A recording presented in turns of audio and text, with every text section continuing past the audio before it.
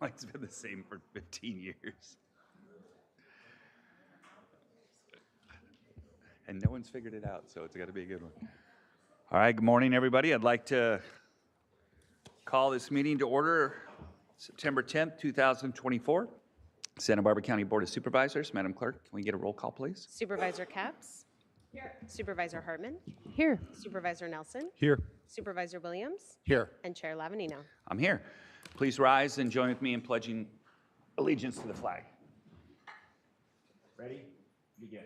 I pledge allegiance to the flag of the United States of America and to the republic for which it stands, one nation, under God, indivisible, with liberty and justice for all.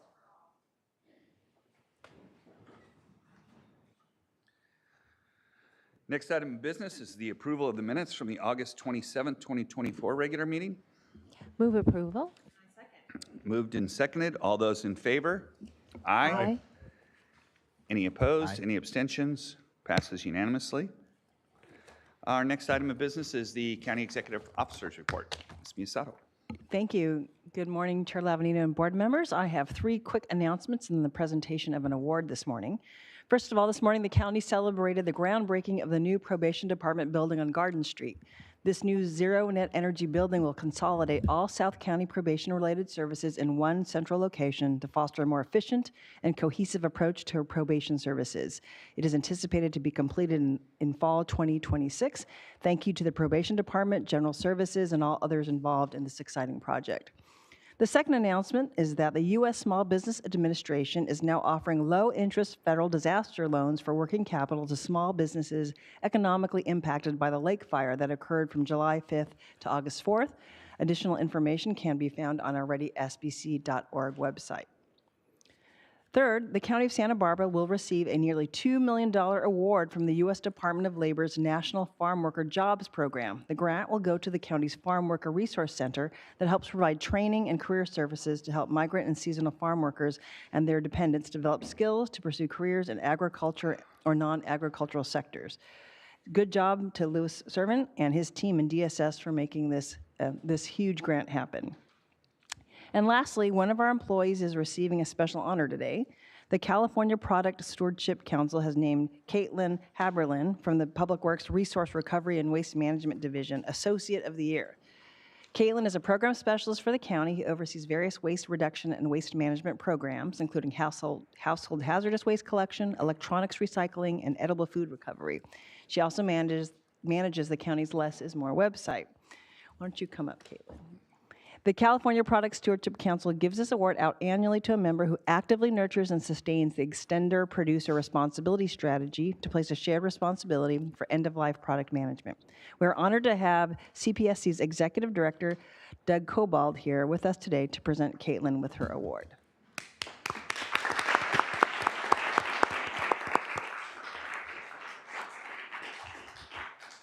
Good morning, Mr. Chair and members of the board. It's my pleasure to be here to talk a little bit about Caitlin and why she received our most prestigious award for our multiple funders that we have. But in case you're not familiar with the California Product Stewardship Council, we affectionately call ourselves CPSC. We are a 501c3 nonprofit organization. We are funded by over 120 cities, counties, JPAs, and districts, as well as with private sector sponsors, to advocate for the end of life of products and who should be paying for those.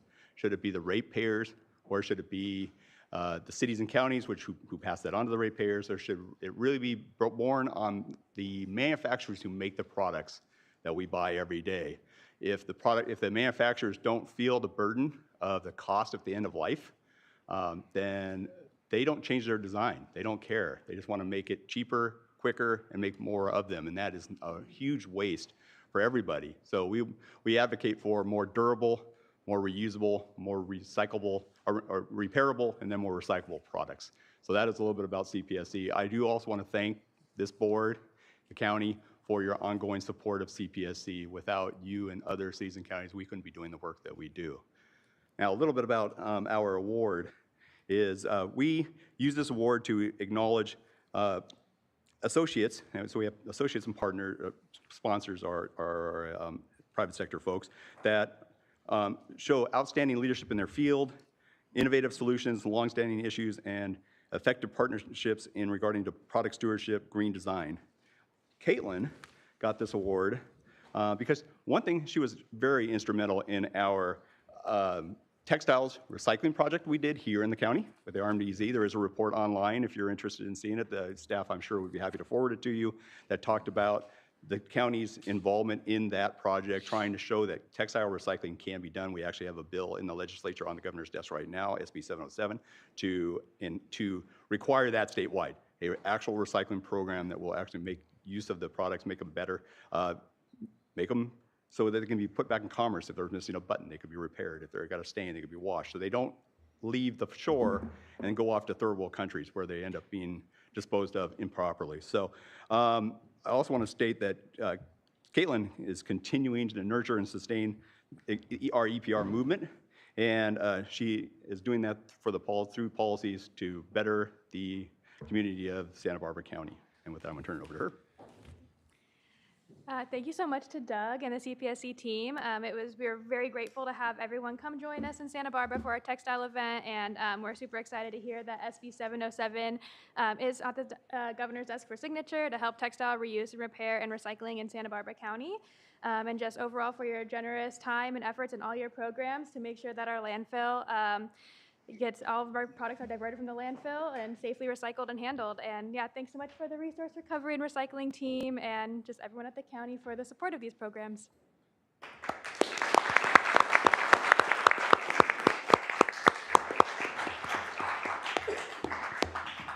That concludes my report, Chair. All right. Thank you. Mr. Chair? Yes. You know, often I tell you some folks that come here that do lobbying, you know, well, I guess the legislature listens to them. I'll tell you, the Stewardship Council really makes a difference at the legislature. They sponsor legislation. They've successfully brought it to the finish line. They're a great partner to have, especially one, you know, I remember while I was in there on batteries, you know, very cheap, short-lived batteries coming over in toys from the People's Republic of China and clogging up our landfills with toxic waste. So, you know, they have been very active. And I also just want to appreciate the department for handling textiles. Textiles is a real tough one because it doesn't create as much weight, but it's still a very important one to handle. So talk about an avenue where you don't get as much state credit because it's not weight, it doesn't have weight, but it's still really important to handle for the community. So I want to thank both the department and the Stewardship Council.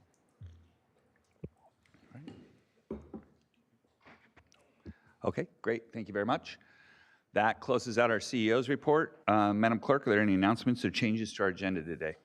Chair Levanino and members of the board, yes, I have a few announcements this morning. We posted an addendum to today's agenda on Friday, September 6th, adding administrative item number 42 to the agenda. Administrative item number 42 is from the Information Technology Department.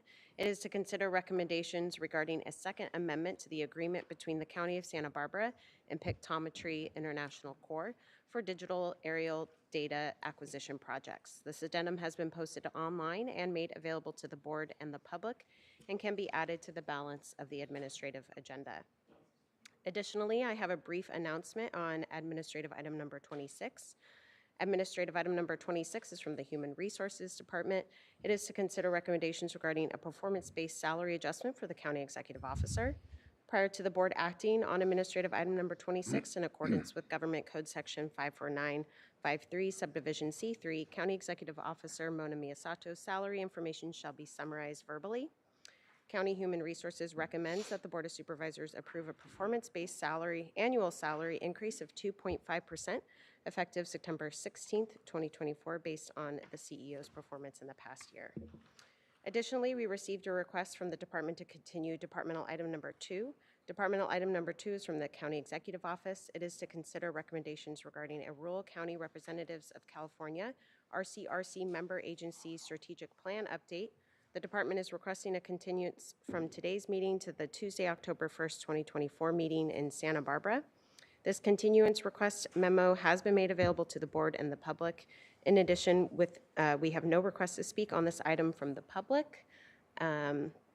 So if the board would like to act on this continuous request following the clerk's announcements, they may do so. Lastly, for the Board of Supervisors' methods of public participation and to provide public comment on general. They're having a hard time hearing you in the back of the room. Can you just pull the mic a little bit closer? Sorry. Lastly, for the Board of Supervisors' methods of public participation and to provide public comment on general public comment or an item on the board's agenda, please see page 2 of the agenda.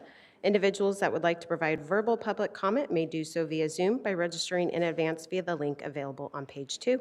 If you have any questions, please contact the clerk of the board's office at area code 805-568-2240. Again, that's 805-568-2240, and that concludes my announcements for today. All right, great. That takes us to our next item of business, which is the administrative agenda. Would any board members like to pull any items? So far, I have 12, 16, 20, and 37. Any other board members like to pull any items? Do we have any other requests from the public then? Chair Besides those. Lavanino and members of the board, we have requests to speak on A37, which has been 37, pulled. got it.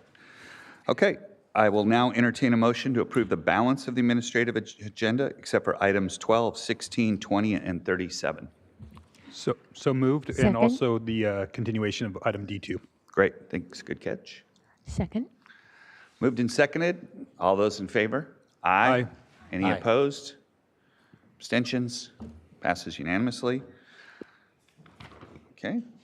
The next item, we'll come back to those items in just a minute. We're going to take care of our resolutions first, and then we'll come back to those administrative agenda items. So, Madam Clerk, can you please read item number 1 into the record?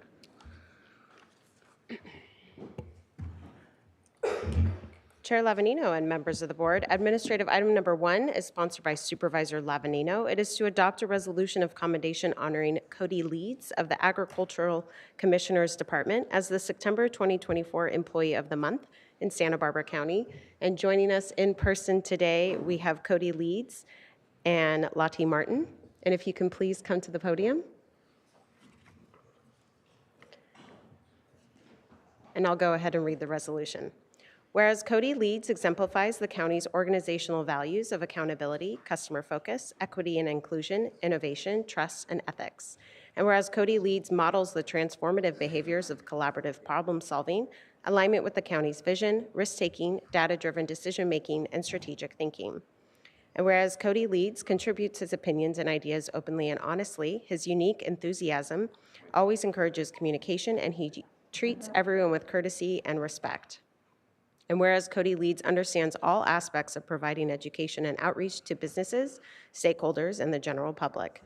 And whereas Cody Leeds is recognized as a valuable resource, willing to go the extra mile in assisting his coworkers, and for his overall commitment to public service, which serves as a model for the entire Agricultural Commissioner's Office. Now therefore be it hereby ordered and resolved that this Board of Supervisors recognizes Cody Leeds as the Employee of the Month for September 2024, passed and adopted today.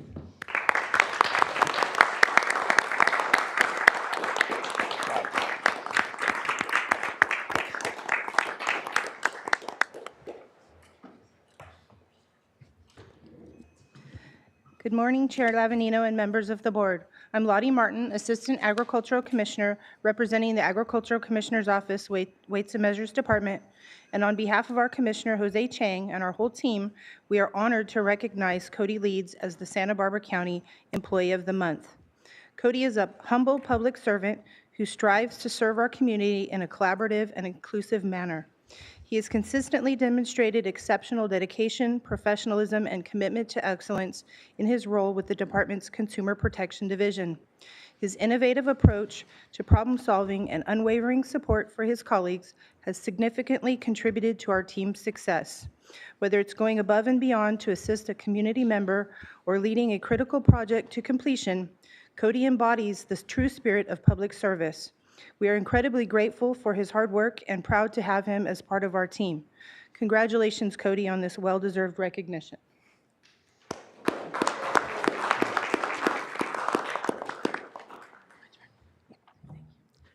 Thank you very much, Chair and members of the board.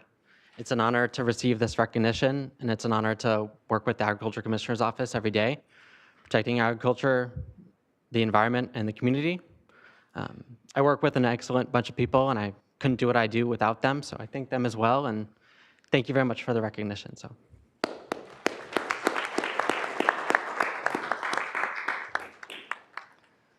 Madam Clerk, item 2. Chair Lavanino and members of the board, administrative item number 2 is sponsored by Supervisor Capps and Supervisor Hartman. It is to adopt a resolution proclaiming the week of September 23rd, 2024 through September 29th, 2024 as Diaper Need Awareness Week in Santa Barbara County. And joining us in person today, we have Lori Lander Goodman, Kara Shoemaker, and Darcy Brakeman. If you can please come to the podium, I'll go ahead and read the resolution. Whereas diaper need, the inability to afford enough clean diapers can adversely affect the health and well-being of children and their families. And whereas national surveys indicate nearly 1 in 2 families struggles with diaper need and 48% of families delay changing diapers to extend their supply. And whereas a sufficient supply of diapers is often required for babies and toddlers to participate in childcare and early education programs, enabling children to thrive and parents to work. And whereas without enough diapers, babies and toddlers risk infections that may require medical attention, leading to medical costs, and parents may be unable to access childcare needed to work or attend school, destabilizing the family's economic well-being. And whereas diaper need is a public health issue, and addressing it can lead to economic opportunities and improved health for children, ensuring all families have the basic necessities to thrive. And whereas Santa Barbara County is proud to be home to community-based organizations like LEAP, Learn, Engage, Advocate, Partner, which distribute diapers to families, promoting health and economic stability. And whereas LEAP established the only registered diaper bank in Santa Barbara County, which plays a critical role in supporting families, improving infant health, and advancing local and state economic growth. Now, therefore, be it hereby ordered and resolved that September 26th through 29th is recognized as Diaper Need Awareness Week in Santa Barbara County, and thank LEAP, their staff, volunteers, and donors for their service, and encourages citizens to support organizations that distribute diapers to families in need so that all children and families in Santa Barbara County can thrive. Passed and adopted today.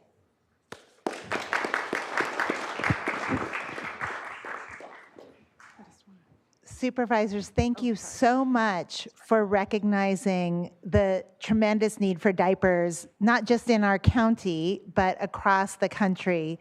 Santa Barbara County is the only county in California that is taking this step, so congratulations. Somehow the diaper banks in the other counties haven't gotten their acts together. As a leader, I'm committed to leading with an abundance mindset. It is my strong belief that if we want to interrupt the cycle of poverty, we need to shift from a perspective of scarcity to one of abundance. Our students and families at LEAP may struggle at home, but when they come to LEAP, they should be welcomed with joy, with excellence, and with bounty. Sadly, it's typical for nonprofits to operate with a scarcity mentality. It takes courage to make a shift, especially when funding is insecure. But as we've intentionally embraced abundance, the results have been nothing short of remarkable. One of our bravest initiatives has been our diaper bank, which we started in 2021. This might seem like a simple service, but its impact has been profound.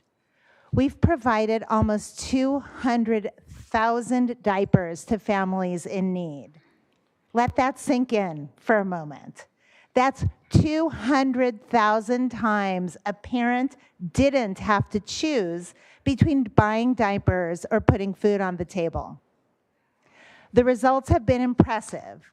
Families report reduced stress, improved financial stability, and better health outcomes for their babies. And this ripple effect is exactly what an abundance mindset can create. By providing diapers, we're not just meeting an immediate need. We're creating long-term impact. Parents can afford to send their children to childcare, which allows them to work or attend school. It opens up opportunities for advancement and breaks the cycle of poverty. But most importantly, our diaper bank serves as a gateway to our other services. Families who come in for diapers are invited to learn about positive parenting, financial literacy, tenants' rights. And when we build trust with families by providing diapers, we begin to hear about their goals and the obstacles they face, and we can provide the additional support they need. One interaction leads to another, a virtuous cycle. This is what leading with abundance looks like. It's not about having unlimited resources. It's about seeing the potential in what we have and making strategic decisions that create long-term value. It's about hope and possibility and joy. Together, we can create a future where every child, every family, and our whole community has the opportunity to flourish. A future built not on scarcity and fear, but on abundance and possibility. Thank you so much for your support and your partnership and for allowing me to speak to you today. Thank you. Supervisor Capps? Thank you. Lori Goodman always puts things in such beautiful context that this is so much more than just providing diapers, which cost about $100 a month. Just to remind everybody, we have one of the highest poverty rates in the state, and that poverty impacts women and women with children most acutely. So this is a real service that you're providing, and it was our honor to support that in our way today with the county resolution. But really, your team are doing the yeoman's work of building that trust, providing such an essential need for women and their babies to grow up and thrive and know that this community really cares for them. So thank you. Thank you. Thank you. Just want to thank Lori for her leadership for many years. It really makes a difference, and I'm so looking forward when it comes to Lompoc. Me too. Madam Clerk, item 3. Chair Lavanino and members of the board, administrative item number 3 is sponsored by Supervisor Capps and Supervisor Hartman. It is to adopt a resolution honoring Los Padres Forest Watch upon 20 years of protecting the Los Padres National Forest in Santa Barbara County. And joining us in person today, we have Jeff Kuiper. And if you can please come to the podium, and I'll go ahead and read the resolution. Whereas the Los Padres National Forest encompasses nearly 2 million acres of California's central coast, significantly impacting Santa Barbara County by providing clean water, outdoor recreation, and wildlife habitats while enhancing the local economy. Los Padres Forest Watch is the sole nonprofit dedicated to protecting these vital resources in the Los Padres National Forest and Carrizo Plain National Monument for current and future generations. And whereas over the past 2 decades, Forest Watch has mobilized more than 1,000 volunteers who have contributed over 10,000 hours of service, protecting wildlife habitat, cleaning up trash, and restoring degraded areas while securing increased protections for over 1 million acres of national forest land. And whereas hundreds of underserved youth and families have been introduced to the wonders of nature through Forest Watch Outdoor Connections program, which creates lasting memories and inspires the next generation of land stewards amongst communities most in need. And whereas the county's iconic wildlife, mountain lions, bears, deer, bobcats, coyotes, and more can move about the region more safely due to Forest Watch Room to Roam program, which has worked to protect critical travel ways to ensure a safe future for our region's wildlife. And whereas this important work would not be possible without the support of thousands of generous members, committed advocates, and dedicated volunteers who understand the importance of protecting the great outdoors in our own backyard. And Los Padres Forest Watch was incorporated as a nonprofit public benefit corporation in California, formerly recognized as a 501c3 charitable organization in 2004. Now therefore be it hereby ordered and resolved that this Board of Supervisors hereby honors Los Padres Forest Watch for its 20 years of dedicated service in protecting land, wildlife, and water conservation throughout the Los Padres National Forest, passed and adopted today.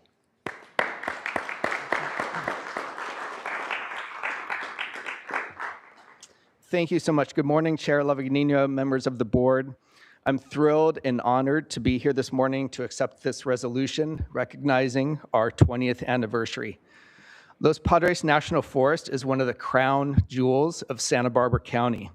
And here's why: it provides a source of clean water for our farms and communities, provides diverse and unique wildlife habitat, provides places to get outside, to get away from it all, to recharge, to discover and explore, and to make memories with our friends and families and neighbors. and it supports our local economy while helping to regulate our climate. These lands are worth protecting. And let me say that again. These lands are worth protecting. And for the last 2 decades, we have worked day after day to do just that. But we can't do it alone. So today, I want to thank you for all that you do to protect this spectacular forest and other public lands right here in our own backyard throughout the county. These wild places inspire us, they sustain us, and they need our help now more than ever. So we look forward to working together over the next 2 decades and beyond to make that happen. Let's get to work. There's no time to waste. So on behalf of the board and staff of Los Padres Forest Watch, thank you again for celebrating this important milestone with us. Thank you. Thank you.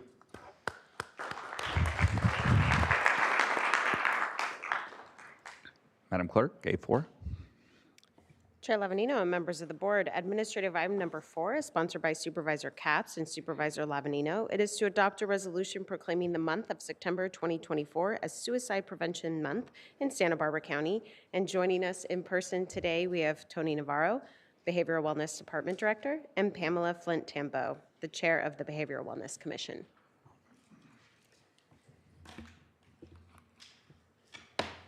And I will go ahead and read the resolution. Whereas this resolution recognizes suicide as a national and statewide public mental health problem, and suicide prevention as a national statewide responsibility, and designates the month of September as National Suicide Prevention Month in Santa Barbara County. This month overlaps World Suicide Prevention Day, September 10th, recognized internationally and supported by the World Health Organization. And whereas suicide is a significant public health issue that affects individuals, families, and communities nationwide, with more than 47,000 lives lost to suicide in the United States each year, with the Center for Disease Control estimating a total of 49,476 deaths by suicide in the United States in 2022. And whereas in California, suicide is the second leading cause of death among individuals aged 15 to 34, and more than 4,000 Californians die by suicide annually. And whereas it is estimated that there were 1.6 million adult suicide attempts nationally in 2022, and in 2021, California experienced 4,148 suicide attempts. And whereas over 90% of the people who die by suicide have a diagnosable and treatable mental health condition, although often that condition is not recognized or treated. And whereas Santa Barbara County lost 45 community members to death by suicide in 2023. And whereas it is essential for everyone in our community to recognize the warning signs of suicide and encourage those who struggle to seek help and know how to offer support and to be aware of the resources available, including hotlines, counseling services, and other mental health programs.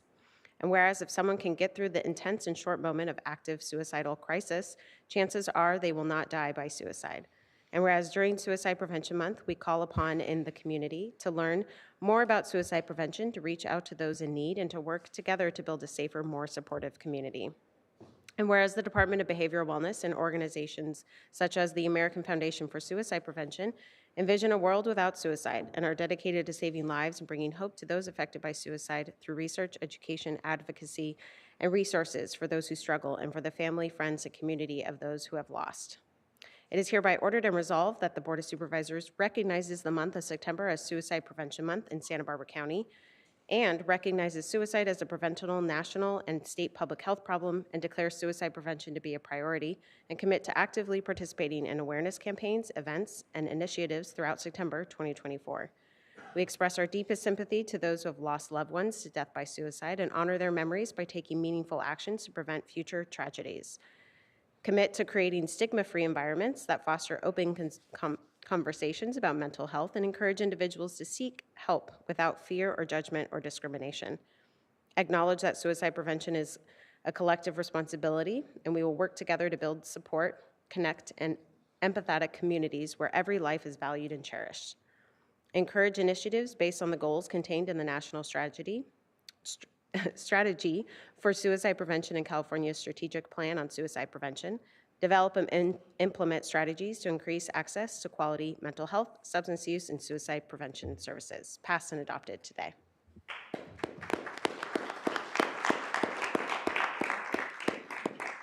Thank you. Good morning, Chair Lavanino, supervisors, county staff. We are proud to be here to accept this resolution and proclaim September as Suicide Prevention Month. We are joined today by the chair of our Be Well Commission, Pam Tambo Flynn, and Suzanne Grimacy, our Public Information Officer. Suzanne has been instrumental in launching the first public awareness anti-suicide campaign for our county via Be Wells in fall of 2023, the first time in a decade that we've had such a campaign. It's the Stay campaign, and hopefully some of you have seen our ads on the sides of buses and all around town. Suzanne is also the co-chair of the Out of the Darkness Walk happening on Saturday, September 28th at Goleta Beach. You can join us at 9 a.m. And we walk starting at 10 o'clock to honor our loved ones and those who were fortunate enough to get access and care and help and chose to stay. Thank you.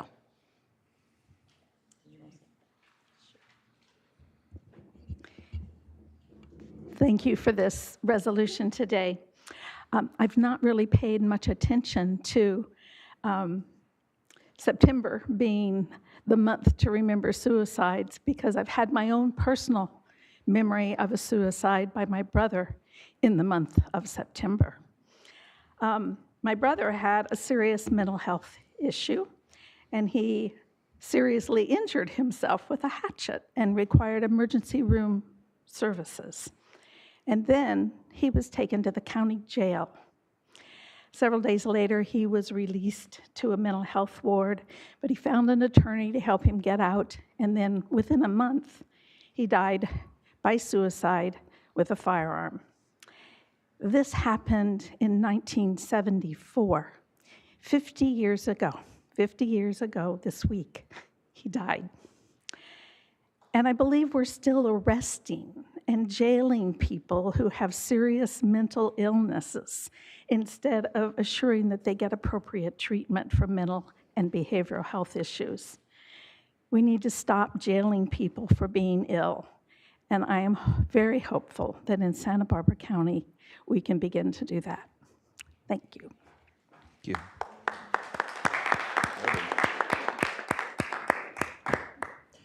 Chair Lavanino, members of the board, thank you so much for recognizing this month.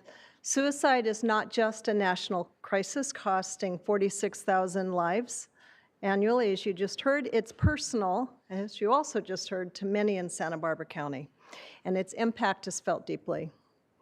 In our county, deaths by suicide have affected all ages. And although right now our data is trending down, which is a great thing, we know the importance of staying vigilant to suicide prevention efforts all the time. As a department, we're doing all we can to raise suicide awareness, to be present for community members in the aftermath of deaths by suicide. And as Tony shared just a moment ago, we would invite all of you to join us at Goleta Beach on September 28th. It's a wonderful, powerful event. The program goes from about 10 till 12:30. Arriving early is encouraged because you can look around and see the resources, walk through the UCSB campus, but a very powerful event. Free event, you just need to register. All of us can be a part of suicide prevention in our county. We can talk openly about mental health, we can break the stigma, and we can offer hope to those that are struggling. The simple act of checking in with a family member, with a friend, with a neighbor, talking to someone in the grocery store line, all make a powerful difference.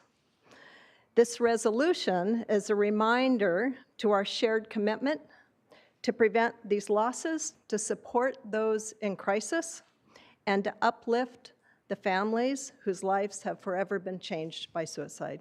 So thank you. Thank you. Supervisor Capps. Thank you. I just wanted to take a moment to thank Pam Flint Tambo. Pam, I didn't know your story, and thank you for the courage to sharing in such a hard, challenging week. And I see how much you work to help others. It's the quiet work, it's serving as chair of Be Well, it's working with CLUE, it's all of the advocacy ways and how you've turned your grief into such powerful and yet quiet action. It really means a lot. Thank you, Pam. Thank you. Madam Clerk, A5. Chair Lavanino and members of the board, Administrative item number 5 is sponsored by Supervisor Hartman. It is to adopt a resolution proclaiming the month of September 2024 as Rotary Month of Service in Santa Barbara County. And joining us here in person today, we have Judith Canby. And I will go ahead and read the resolution. Whereas Rotary International is a global philanthropic organization which cares very deeply about serving communities across the world where needed. And whereas Rotary International engages in community service, charitable work, fundraising, and organizing programs to support underprivileged populations. And whereas Santa Barbara County is a part of Rotary District 5240, which comprises 68 Rotary clubs of about 3,000 members in 4 counties: Kern County, San Luis Obispo County, Santa Barbara County, and Ventura County. And whereas Rotary International has officially adopted 7 areas of focus: promoting peace and conflict resolution, disease prevention, providing clean water, sanitation and hygiene, maternal and child care health, supporting education and literacy, community and economic development, and protecting the environment. And whereas Rotary International plays a vital role in community development by providing resources and services to support local community projects, such as building playgrounds. And whereas Rotary International engages in various charitable works, such as donating to food banks, homeless shelters, and disaster relief efforts. And whereas Rotary International focuses on developing the skills and talents of young people by providing mentoring, leadership training, and scholarship programs, as well as networking opportunities for members where they can interact with other professionals and community leaders, build relationships, and expand their social and professional networks. And whereas Rotary International encourages civic engagement by promoting volunteering and community service. Now therefore be it hereby ordered and resolved that September is recognized as Rotary Month of Service in Santa Barbara County, a month to engage in significant contributions to the development of our communities. Passed and adopted today.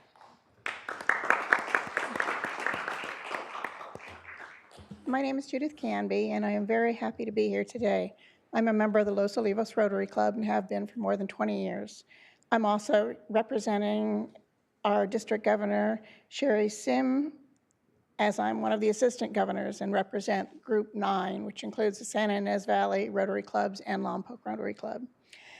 We very much appreciate the fact that you are supporting Rotary's work. We know it's important. We know what we can accomplish when we work together, and that's one of the things that Rotary does well. You'll be happy to know that there are more than 20 Rotary clubs, Interact clubs, and Rotaract clubs within Santa Barbara alone. That's quite an accomplishment. You wonder how one city can support 4 different Rotary clubs. It's because people care about what's happening in their community.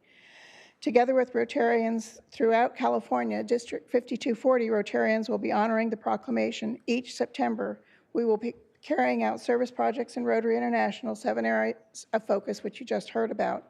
And we want you to know that this isn't just for Rotary. This is for all the service clubs in California, and we invite them to join us every year in September to improve our communities. Again, we appreciate your endorsement. We will collaborate with other service clubs to join us in our endeavor, and we will make sure that we make Santa Barbara a better place to live. Thank you very much. Supervisor Hartman. Well, I just wanted to add, it doesn't get much better than Rotary. They talk about people being in their bubbles, but Rotary is one place where everybody comes together and works together, engaged on behalf of their community.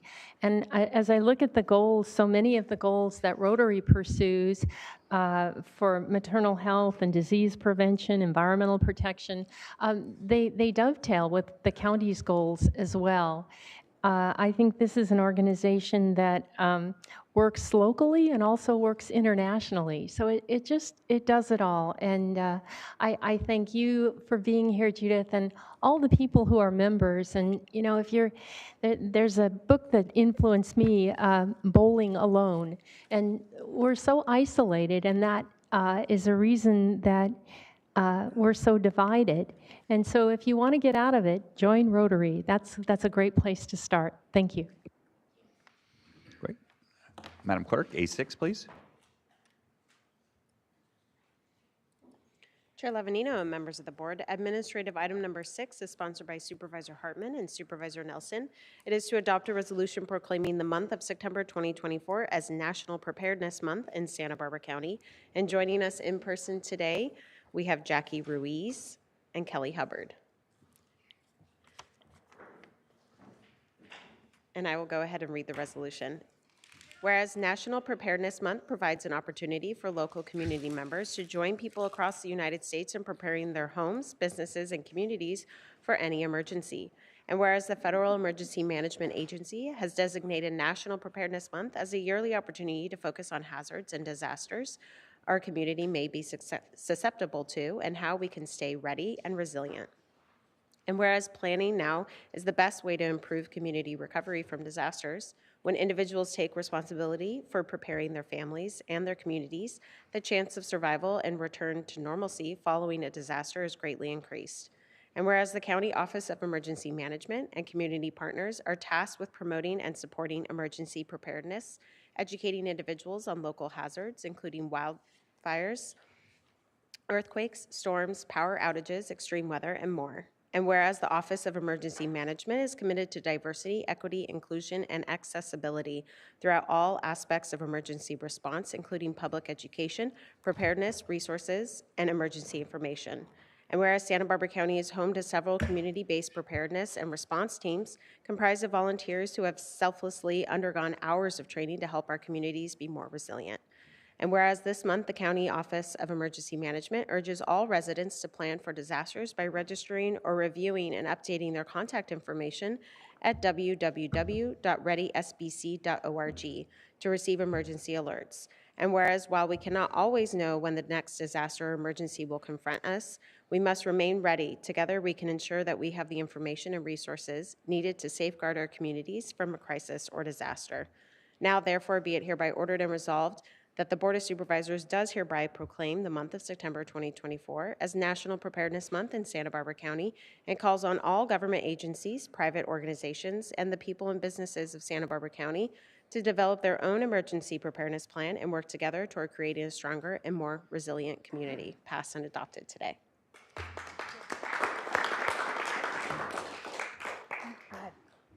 We have a video here that we wanted to share. Jackie from our team has been putting together some preparedness videos that we'll be launching this month.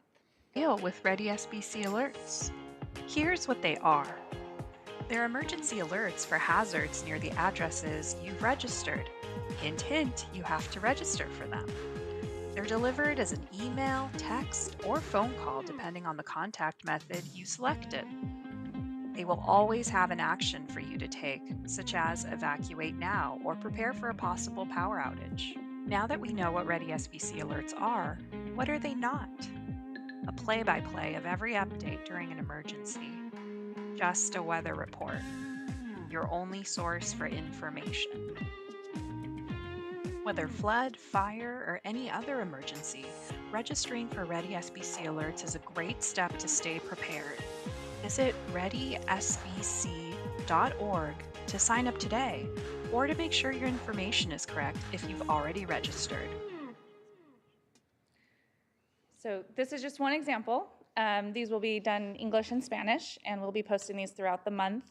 One of the concepts in another video that will be coming out is, for instance, we know people make mistakes when they register, and maybe abbreviate their address. This was a big one we just had in the Lake Fire, and people were abbreviating Fig Mountain instead of Figueroa Mountain, and that won't come up in our system. And so we're gonna be doing some videos to help people go in and be able to correct their contact information if they've already registered, but also update it. Maybe your child started school in a new school this year, and you wanna register the address that they go to school at, or something of that nature. So we'll be focusing a lot on our alerts, but also always also the other concepts of having a plan, knowing how you're gonna evacuate if you need to evacuate, having a kit, whether that's in your car, at your office, or at home, and making sure you're thinking of those maybe more vulnerable in your family who might need additional resources, or yourself, whether you need an extra pair of glasses, your medications in your emergency kit, the diapers for your children that we were just presented earlier, whatever those items might be, making sure you're thinking through your kits for those special needs that your family might have. So thank you. Thank you. All right, that takes us to our last resolution of the day, which is A7. Chair Lavanino and members of the board, administrative item number 7 is sponsored by Supervisor Lavanino. It is to adopt a resolution of commendation honoring C International for 50 years of service to the community of Santa Barbara County. And joining us in person today, we have Rachel Tennant, the SEE International Chief Development Officer.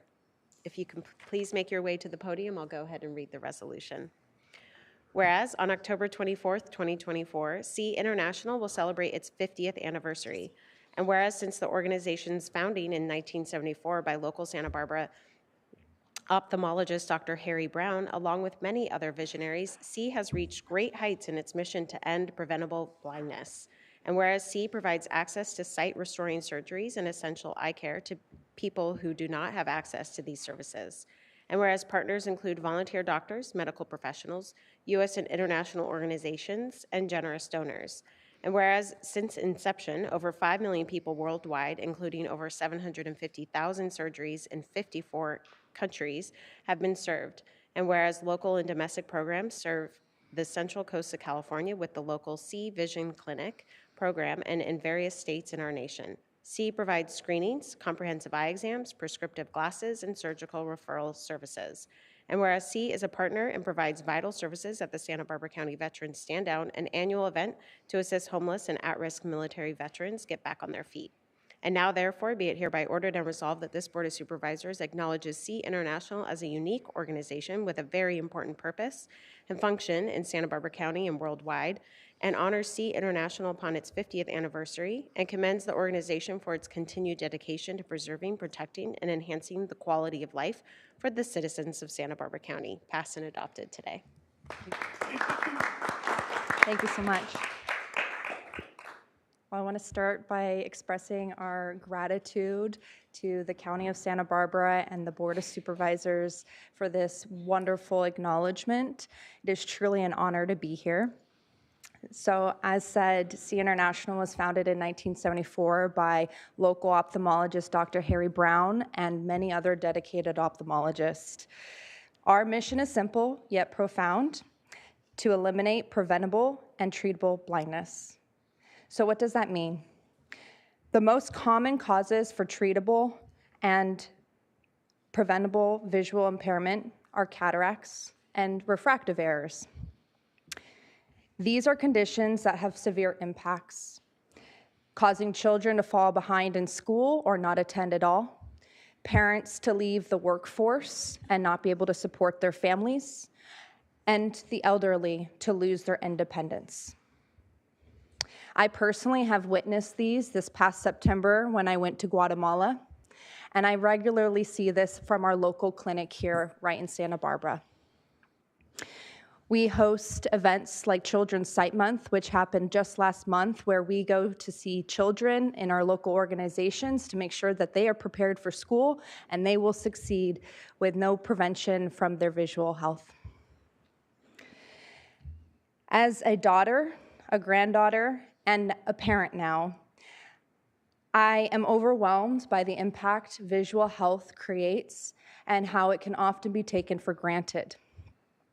We collaborate with volunteer medical professionals and organizations to provide more than 40 country support, including right here in Santa Barbara and Ventura counties. To date, we've reached over 5 million people and have served 750,000 with sight-restoring surgeries, and this number continues to grow. In honor of 50 years of transformative work, and to celebrate the contributions that so many have given, we are hosting a special event Thursday, October 24th. It will be held at the Hilton Santa Barbara Beachfront Resort starting at 5:30 p.m. And we'll hope that the community will join us in the celebration and achievements and see what the future holds. Thank you so much again. I appreciate this. Thank you.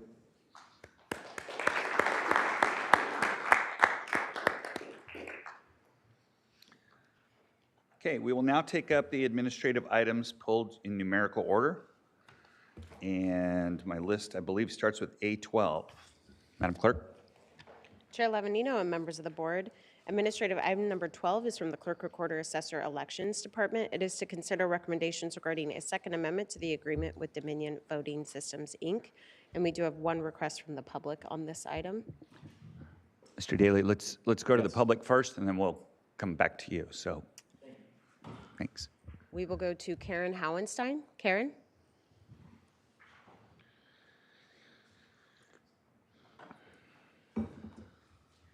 Hello, supervisors. I just want to reiterate my lack of confidence in Dominion voting systems, that Dominion voting systems and their controversy and the things that they've entered into our brains about voting and how voting is controlled electronically and how it's hacked and things like that have given the voters and the constituents of this county no confidence at all in their name as a brand. And I see that you guys are going to be spending millions and millions of dollars on licensing agreements and other and sundry agreements that you have with this corporation, and you're still treating them like they're legitimate. And the constituents of this county want to know exactly how Dominion Voting Systems is complying with the law and transparency in our county. We want to know that. And you guys are going to have to show us. Everything is being recorded. Thank you. Thank you. And that concludes public comment on this item. Okay, that takes us to. Supervisor. Oh, I'm sorry. Chair Lavigno, I had a couple questions for Mr. Daly, if that's Got okay. it. Supervisor Nelson. Yes, thank you. I have a few questions for Mr. Daly, who I believe is here from the Elections Office. Looking at the board letter, it's for a budget, expanding the contract by 1.1 million, yet looks like we're only looking to spend less than half of that. Can you please help me understand? And then our board, and then the budget journal entry is only for a quarter of that. So I'm just trying to understand exactly why we need a $1.1 million budget expansion if it's for just $500,000, and then if we are really only doing a budget entry for $250,000, there's a bunch of numbers flying around here, and I don't think it necessarily adds up. Right. Mr. Nelson, through the chair, I'm going to have our fiscal manager, Vanessa Grafe, answer that question for you. Thank you. Good morning, Supervisor Nelson, through the chair. So we did already budget the purchase of the scanner in our current budget. So the budget adjustment is just for the purchase of the printers and the additional hardware, and the scanner was a little more. So that's why the budget adjustment is smaller. The not to exceed amount does include any special elections or recalls that could happen. So we do increase the not to exceed is more than we plan to expend, because we don't want to come back to you if we do have a recall again or a special election that we did not plan for. All right. I think the past board letters we also had those not to exceed numbers, but then we went past those, and even, I know we did add the recall for governor, but it seems that we've gone past these numbers even without in the past. Now that we're buying additional equipment, we're going to have the additional software costs every year. So those are compounding on top of our initial software. So the not to exceed is going up for those. And then, all election costs are going up, so we wanted to raise our ceiling for any other purchases we may need. And that's actually when my next question about RFPs and request for proposals. Dominion is one of many software companies that do this in the state of California. There have been some questions around Dominion's level of service and quality. Where is the elections department on additional proposals for other compliant software in the future? Okay, I'm going to have Michael Daly answer that one. Thank you. Mr. Nelson, through the chair. Contrary to some of the comments that were even just made, Dominion is a very reputable company.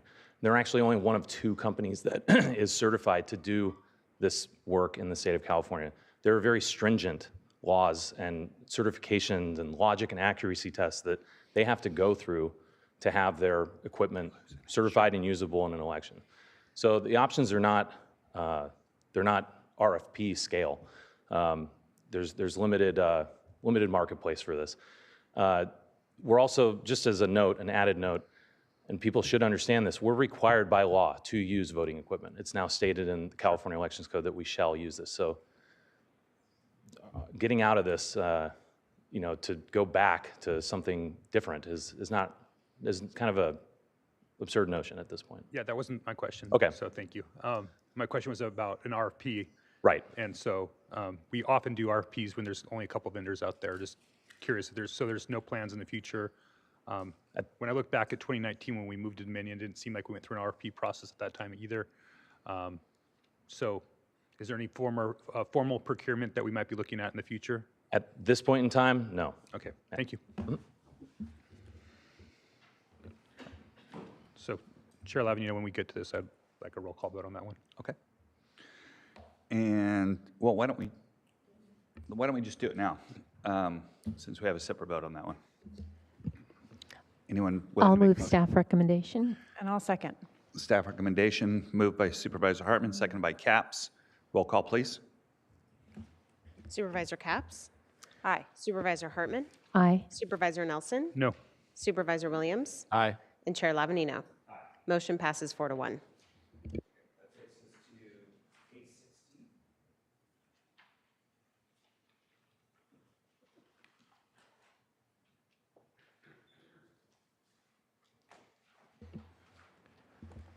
Mr. Chair, I just wanted to highlight this because, yeah.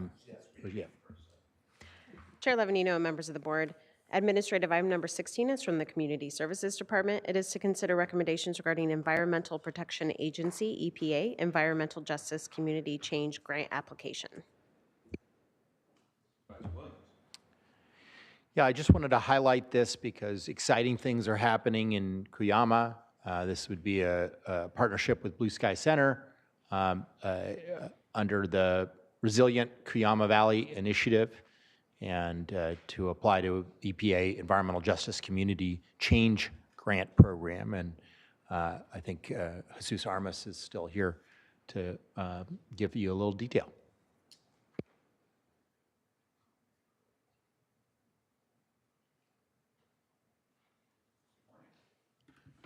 Good morning. Supervisor Williams, through the chair. I want to, first of all, say we appreciate very much the board's support for efforts of this sort. We obviously at the staff level need to devote time and effort to a variety of opportunities, and this is one where we've actually been invited to submit an application because of the work that the staff has already done in that part of our county. We think that working with the various stakeholders that are listed in the board letter before you will afford us an opportunity to really make some significant progress in that area, especially with the opportunity to work with the school district in that area where it needs substantial assistance. So we're optimistic that we will prevail with this application and look forward to being able to return to you at such point as the application is funded and the grant awarded. Thank you very much. Thank you. That takes us to 8:20. Chair Lavanino and members of the board, administrative item number 20 is from the County Executive Office. It is to consider recommendations regarding a response to the 2023 through 2024 grand jury report entitled Homeless Encampments in Santa Barbara County, Becoming Part of the Community Again. Supervisor Nelson. Sorry, thank you, Chair Lavanino. I pulled this item because encampment resolution has been an issue that I've really been passionate about from even my time as before being elected as a supervisor. When I was chair that first year, we had a special meeting on this and led towards our strategy on encampment resolution. And then recently, Supervisor Hartman asked for an item to come back to us on encampment resolutions. And for the public, that's going to be on October 8th in Santa Maria that we're going to potentially discuss that item to talk about what we've done as a county over the last few years, and then also in consideration of the recent legal changes that have happened with the Supreme Court ruling on Grants Pass and how that affects the Boise decision, which impacts our strategy moving forward. So all those things are together. But the grand jury took up this issue, and I think they took it up on part because I brought it up in my conversation with them. And so I just wanted to acknowledge that that we are moving forward and having a discussion about this. There is a lot of activity out there that is going to get reported on the 8th. I know our office, along with Supervisor Lavanino, have been doing a considerable amount of work in the Santa Maria Valley. I know my colleagues have been doing a lot of work in their various districts as well. And so I just wanted to thank the grand jury for bringing this forward. I think it's very timely. We're not going to have a full discussion today about it because we're going to have that in the future, but I just want to make sure it didn't pass by without being recognized. So I don't want a roll call vote or anything like that, but I just definitely wanted to thank the grand jury for highlighting this important issue in our community. Great. Okay, that takes us to A37.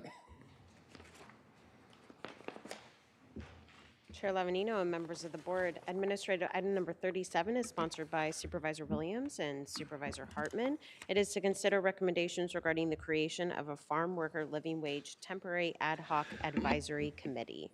And we currently have 12 requests to speak from the public on this item. Okay, we have 12 requests to speak. I will close that roll at this time, so those that are on the roll will be allowed to speak. We'll go 3 minutes apiece. And do you want to lead it off, Supervisor Nelson, or do you want to wait for public comment? I just had a question for my colleagues. With this item, the singling agriculture, I didn't know if there had been any thought about including other industries in this moving forward, that we're just singling out one specific industry seems concerning to me. You know, there's a lot of other industries out there. If we're concerned about living wages, that we should, if we want to expand that, or whether we should be in this in the first place. And so I was just wanting to know if there's any thought process on why we don't have on here hospitality, food service, healthcare, nonprofit, reporters, education, government workers, manufacturing, or construction. Many of those employment sectors earn below what's being considered here. So I don't know if we're just wanting to single out one industry if this moves forward, or if it needed to be something broader. Supervisor Williams? Well, I believe the request from the public is to look at specifically the plight of farm workers. And I don't think, if you read that report, I don't think wage is the only issue. There's cost of living, there's other things that we should be willing to take some public information about. I think there's also a lot of outstanding questions about why the labor market is the way it is.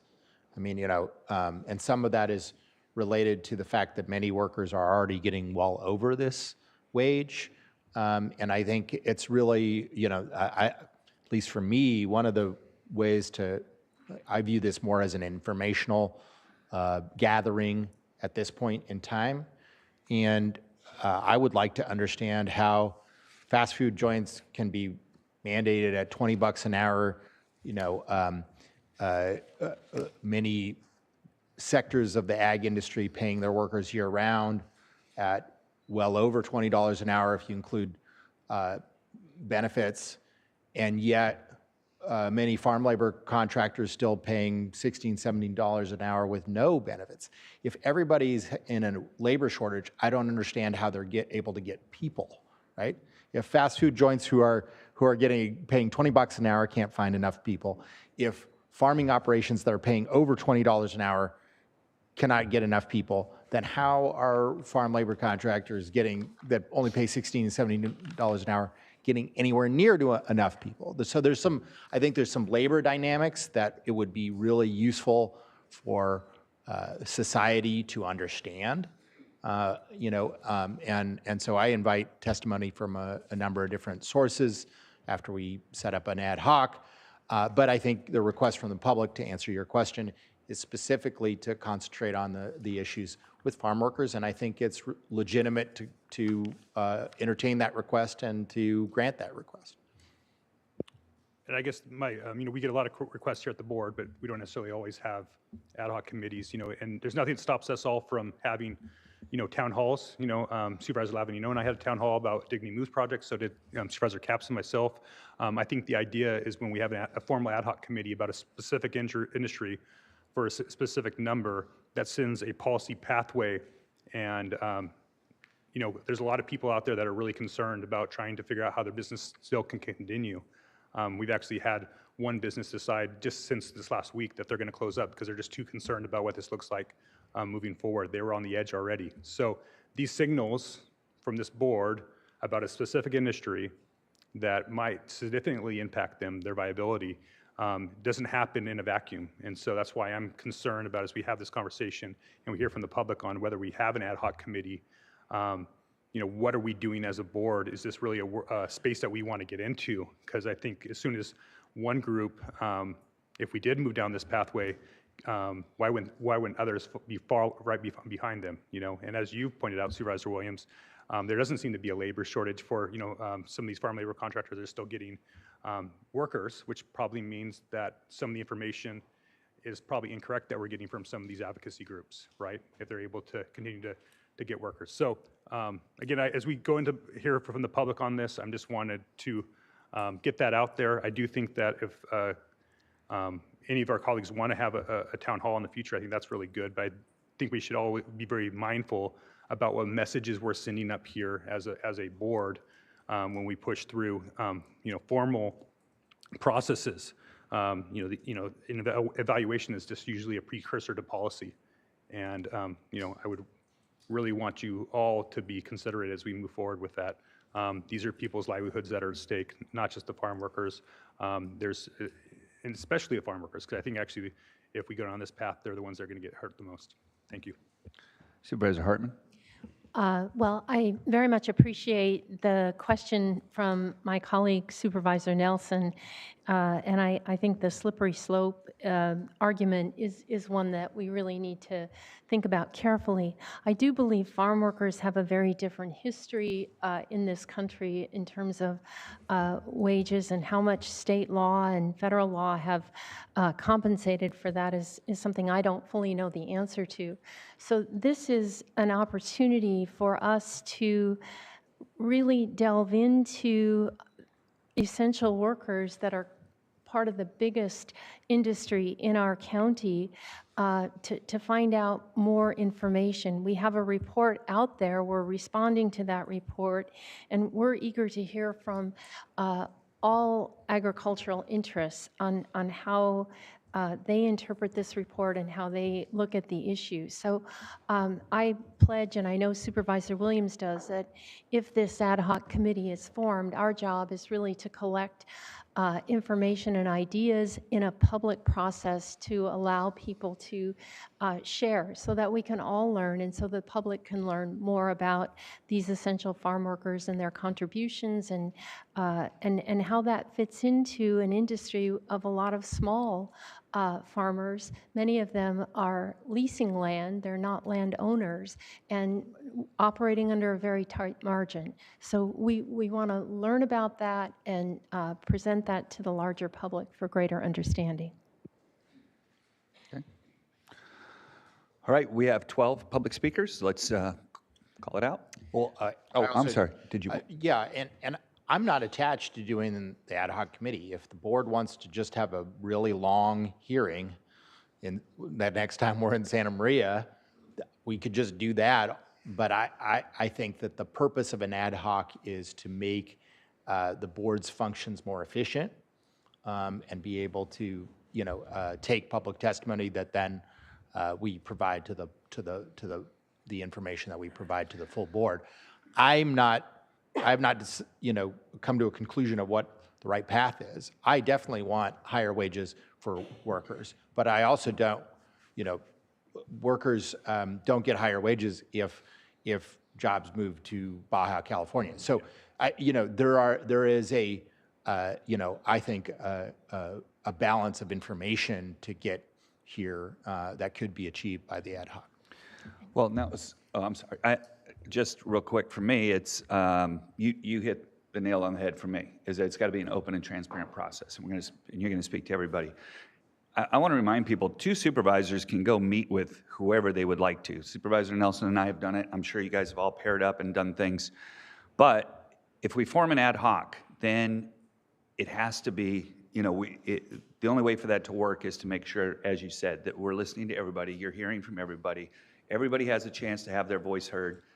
The way I understand it would be, then you would bring the information back to us. We would figure out at that point if it moves forward, if it doesn't move forward, what the recommendations might be, and go from there. But my major concern is just making sure it's, I have served on ad hoc committees before, and I will tell you the biggest criticism is if you don't make it public, people feel like something's getting done behind closed doors, and we absolutely don't want that to happen. We want to invite everybody's opinion and everybody's perspective. Absolutely, that's our commitment. This is too important, sensitive an issue to, I do think the reason for the ad hoc is so that we could actually bring in some speakers. I recently, for example, spoke to someone from the Strawberry Commission who had some very interesting information to share. If we just hold a regular board meeting, it may not be as easy to bring in. And if there are others like that that we should be inviting, I hope that the 12 speakers and others will let us know. So that's my pitch for why I think an ad hoc could more aggressively seek a variety of opinions in an open meeting in Santa Maria at a time convenient for people who are working on the land. And I'm sure other supervisors might be watching a recording or might even listen, but then we could bring it back again. Okay, Supervisor Capps. Well, I'm supportive of ad hoc. I just appreciate the elaboration here of what this means and how the process works, because if you judge by our emails, we've already signed and delivered and agreed on this thing. So there's a lot of alarm out there unnecessarily at this point. I don't mean to diminish industry's interest here, but the nature of our emails are that we've already completed this raise. So I just thank you for explaining and to kind of elaborate on your philosophy and what the process means. Hopefully that is reassuring to some that this will be done with integrity. Okay, Madam Clerk. And Chair Lavanino, members of the board, yes, we have 12 requests to speak from the public. We'll begin here in Santa Barbara with Claire Weinman, to be followed by Kevin Merrill. Claire?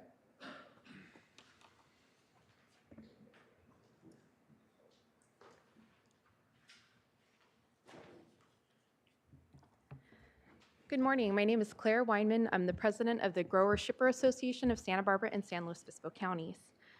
As champions of the agricultural community, we oppose county actions that further isolate and debilitate Santa Barbara County agriculture directly on its continued vitality. We have not yet seen the details of the proposal beyond that it increases the minimum wage of some workers by as much as 62%. However, it raises a number of serious concerns for farmers, vintners, supporting businesses, workers in our county, including how will this local level of increase impact family farmers and vintners? Can they sustain any increases in costs, much less a 62% increase in a local minimum wage? How will this impact local jobs? How will this impact associated industries and businesses, many of which are small businesses? How will this impact the cost of food and living in Santa Barbara County? How will this impact the use of land currently in agriculture? How will this impact local tax revenue? How will this impact the lives of many, many other hourly workers in Santa Barbara County? We believe the answers to these questions will show what a harmful and costly proposal this is. We take issue with the county providing implicit endorsement of a county-level ordinance through the formation of a subcommittee, and strongly believe the Board of Supervisors should reject it outright at this juncture. We do not support the county driving a wedge in our agricultural community and its neighbors, or targeting a single industry. If this does proceed, we ask that it slowly and carefully identify and consider the full ramifications of upending an entire industry and community and creating instant divisions. We received another call yesterday from a member who is ending operations this year, citing the unsustainable cost of doing business in Santa Barbara County. This action creates further doubt on whether continued investment in Santa Barbara County is feasible. Thank you. We will now go to Kevin Merrill, to be followed by Pat Kimball. Kevin?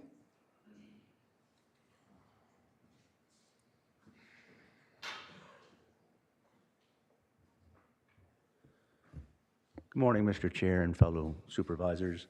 My name is Kevin Merrill, and I am with the Santa Barbara County Farm Bureau representing them today, as well as the State Farm Bureau. The Farm Bureau would like to be involved in any discussions related to this wage increase proposal moving forward. We caution the board that if they adopt this $26 proposal, they will not be helping the people that they want to, as growers in Santa Barbara County will simply not be able to offer the jobs at $26 an hour rate. You're opening up yourselves to other industries that view themselves as worthy to the increase as well? What about those that work in county government?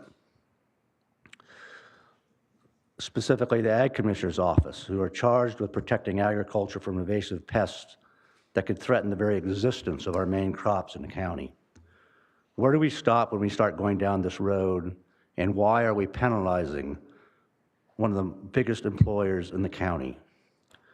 We would ask that if a task force or ad hoc committee is needed, that the 2 supervisors from the North County be included, as they represent the majority of agriculture in the county. It should also include representatives from ag organizations like the Farm Bureau, Grower Shippers, the Strawberry Commission, the Vintners Association, and CAUSE should sit on there as well. Our ag economy in our county and state is extremely fragile, with many growers going out of business or simply following ground.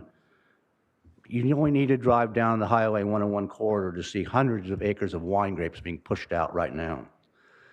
These grapes are not going to be put back in the ground anytime soon, and it's due to unfavorable market conditions and concerns over future supplies of irrigation water. Due to the uncertain economic consequences of an hourly rate ordinance, we believe a CEQA review would be required before any ordinance is adopted. So thank you. So we are at the Farm Bureau ready to stand and help you and discuss this and get the answers you guys are looking for. Thank you very much. We will now go to Pat Kimball to be followed by Christina Schallenberger. Pat?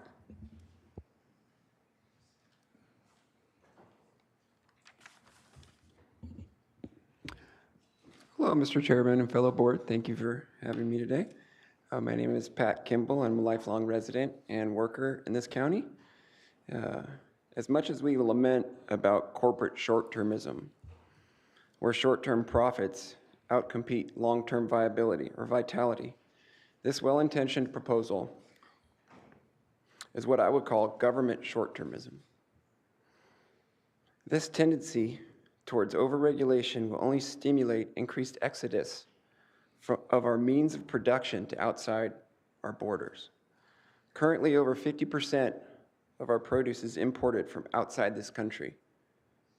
Think about all the carbon that's wasted transporting this produce to America. That equates to about 52 billion pounds annually. If we're going to win this war on climate change, we need to produce our food as locally as possible. We need to champion our means of production and self-sufficiency. We need to nurture the agricultural industry. How much of everyone ate this morning came from this country? Given the 52 billion pounds of food we import every year, maybe not much. Besides shelter, what we put in our bodies is paramount.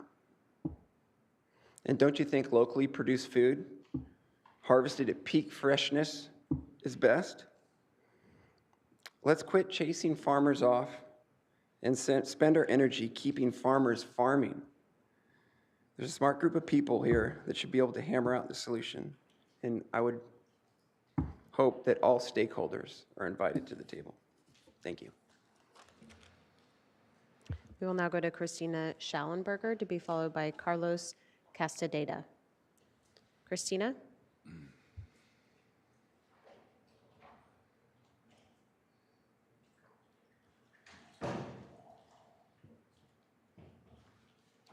Good morning. Thank you, Mr. Chairman and members of the board, for the opportunity to speak today. My name is Christina Schallenberger, and I'm employed by an agricultural company in Santa Barbara County. According to the 2024 Chief Executive Best and Worst States for Business survey, California once again comes in dead last. We are 50th in the nation. The exodus and/or closure of California businesses has continued over the last decade, citing in their wake the state's ever-expanding regulatory and taxation climate. This minimum wage increase proposal would without a doubt put some growers, likely those who were small or mid-sized, out of business. They don't have the luxury of picking up their soil and weather to move out of state, although some can move south. Following their closure, worker layoffs would ensue, an unintended consequence of what this proposal is trying to achieve. We could compare this $26 minimum wage proposal to California's recent Fast Food Act, which has ignited a complex cascade of consequences. Fast food establishments cut nearly 10,000 jobs in the wake of the act. If your job wasn't eliminated, it's likely your hours were cut by 10%, effectively reducing your take-home pay despite the higher hourly wage. AI and automation has accelerated quickly in the fast food industry since the minimum wage increase. They've added AI-generated bots for taking orders, added self-service ordering and payment kiosk in restaurant lobbies. This poses a severe threat to employment, potentially leading to a significant reduction in the need for human labor. Considering this, could Governor Newsom have approached the minimum wage issue more effectively? The apparent lack of a data-driven strategy and anticipating the economic repercussions reflects a critical oversight. As of February 2024, there were approximately 46 County of Santa Barbara employment classifications that start at less than $26 per hour. It's estimated there are over 400 employees of Santa Barbara County currently making less than what is being considered in this proposal. Some of these positions require certification and higher education, whereas others require experience. Some of the classifications include ambulance EMT, child support officer, building permit techs, medical assistants, water and sewage plant operators, etc. Perhaps the supervisor should consider whether regulating wages in private industries is appropriate. And should the board still decide to move forward with an ad hoc committee after everything they hear today, I respectfully argue against the appointment of Supervisor Das Williams to such a committee. Supervisor Williams has virtually no row crops in his district and cannot effectively provide representation for the majority of constituents affected by this proposal. Thank you. We will now go to Carlos Castaneda, to be followed by Patrick Kimball. Carlos?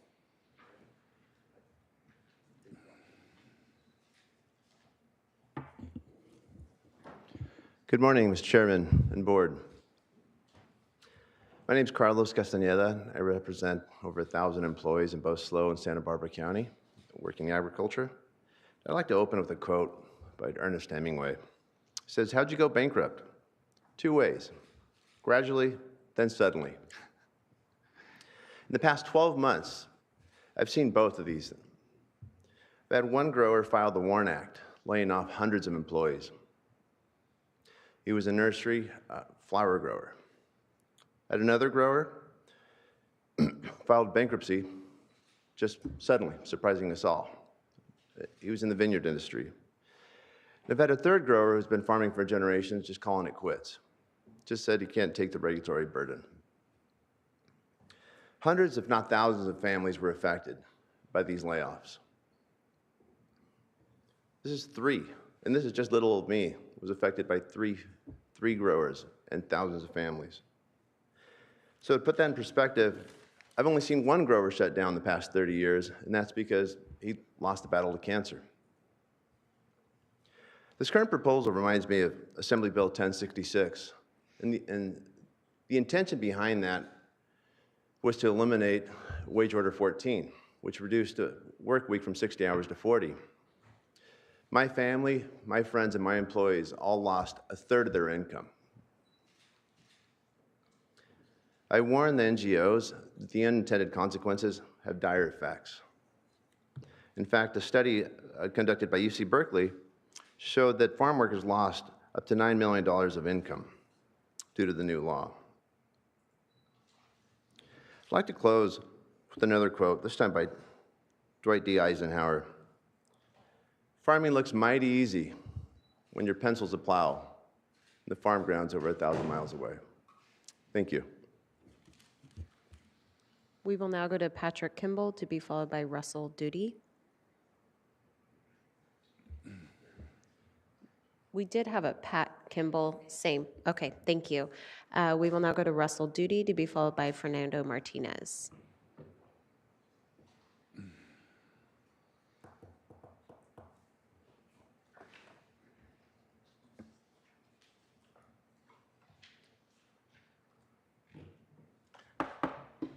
Good morning, Chair Lavanino and board members. I kind of wanted to just talk to you about my experience as a farmer and what a $26 an hour minimum wage would do to us. If I have 3 full-time employees, myself is number 4, and I have, in the summers, my niece that works for us, and I have a part-time kid that works for us. If a $26 an hour minimum wage were to start today, I'd get rid of my part-time, my niece, and one of my full-time people. $26 minimum wage, we just cannot handle it. If you really would like to help ag workers and make it an easier process for us to get ag employee housing, make it a less expensive. Like I said, I have 3 full-time employees. If I could get all of them living on the ranch, that's if they're a family that needs a 3-bedroom house, that's a $3,500 amount or $3,500 a month raise in our town. If that were an easier process and a less expensive process, I would do that tomorrow. Also, when we're talking about family farms in Santa Barbara County, that's something that is important to myself and my family, and I'm sure to many other families in Santa Barbara County. One of the ways I get my family involved is, like I said, my niece. She works for me. She's a sophomore at Dos Palos High School. She works for me in the summer. I'm not going to pay a 16-year-old high school girl $26 an hour to check irrigation. But you know what it does for me? It gets them a love for our farming, for our ranch, and want them to come back and take part in that when they grow up, which is important to our family, and I'm sure many other families in Santa Barbara County.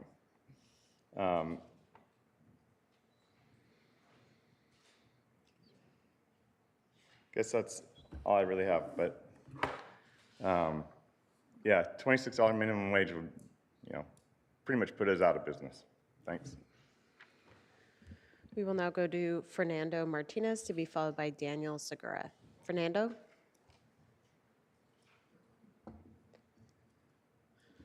Yes, buenos días. Good morning, Chair Lavanino and board members. My name is Fernando Martinez, and I'm excited and honored to speak again regarding this important issue.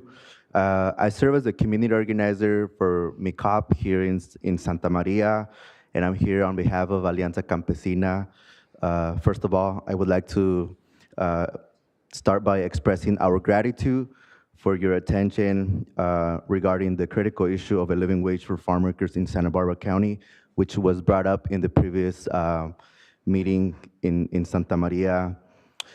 In the previous meeting, not only have you heard from myself and other advocates, but you have personally heard from farm workers themselves regarding the current minimum wage that has not kept up with the cost of living. We all know that families are struggling, especially farm workers who we have considered essential workers in the past.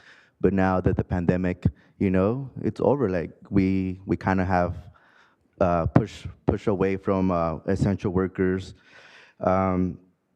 Many families are living in overcrowded housing conditions and struggling to make ends meet. And most of the time, placing their families in harsh conditions, and no family deserves to be, going through that, especially living in a state where, the industry where they work at is one of the top industries with the highest revenue within the past few years. Not only do I speak as an advocate, but I speak as a person who works in the strawberry fields. I work with a small farm owner for about 10, 15 years, since I was like 13, and I helped this family until I was in high school, eventually went off to college, and now coming back to support our community and see how we can ensure that our essential farm workers are compensated properly. And I understand, the comments of other folks who say, like, this can cause companies to close down, and I think that possibly can be a good argument, but I also see that we're having a lot of guest workers here. So I just want to encourage the ad hoc committee. That was the end of your public speaking time. I'm sorry. What was that? That's your 3 minutes. Oh, thank you. Thank you. We will now go to Daniel Segura to be followed by Mike Stoker. Daniel?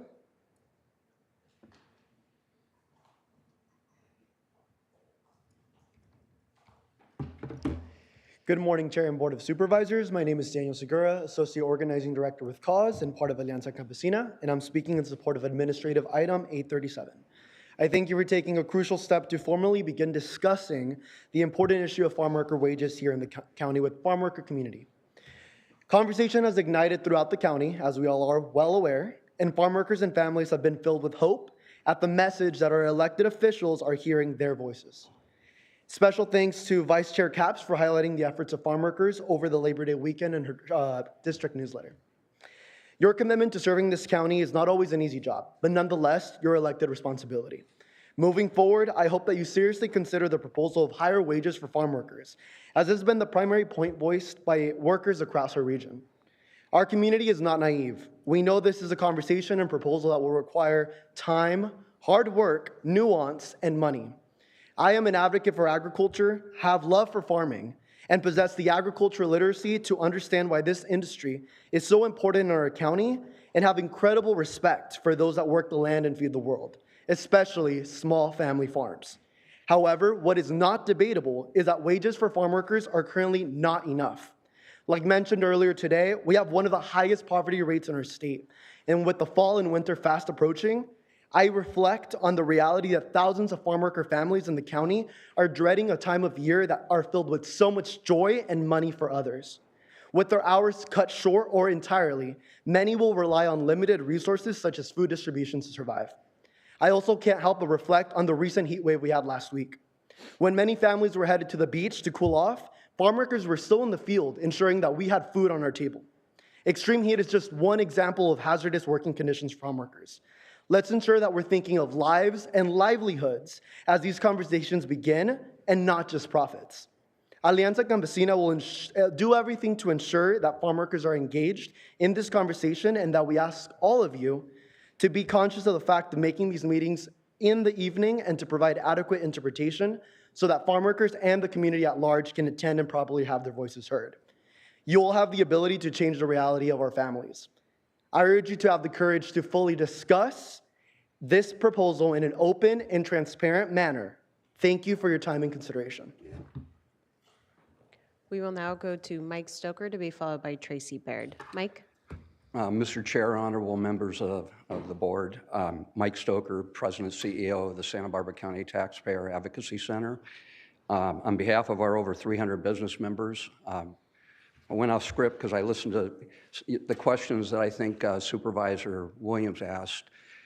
I would say on behalf of our members, you're really putting the cart before the horse.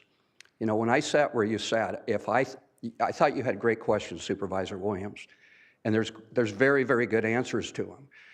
And when I sat where you sat, if I would have had those questions, I would have gone to agriculture first and said, you know, I have these questions. If you can't answer them, I'm actually thinking of being the only county in the state of California that's going to have a minimum wage of $26 for the farm worker. Had you done that, agriculture could have given you those answers, and we still can. I mean, if you want to take minimum wage off the table and have an advisory group to study the wage component of agricultural farm workers, we can give you great, great answers to that. And I think what you're going to find is agricultural farm workers actually get paid more than a lot of other employees in a lot of other sectors that gets into Supervisor Nelson's component. I don't know if you're aware, between two statewide ag associations. One's called Western Growers Association, the other United Ag. They provide health insurance. That was why they were created. For their employer members, they provide health insurance for over 80,000 farm workers in this state. A lot of workers in this state don't get health insurance through an employee. So there's an equity component here that I really think you need to look at, and you've opened up the hornet's nest by just saying, I don't have these answers, so I'm assuming certain answers, so we should just be the only county to impose this kind of condition on agriculture. In this time period, I can't even get in the parameters in terms of agriculture is one of the few sectors. They compete every day globally with people that can pick food in Argentina today and having a Walmart supermarket tomorrow, paying $2 an hour, not having the labor laws we have, not having the environmental laws, all those additional costs.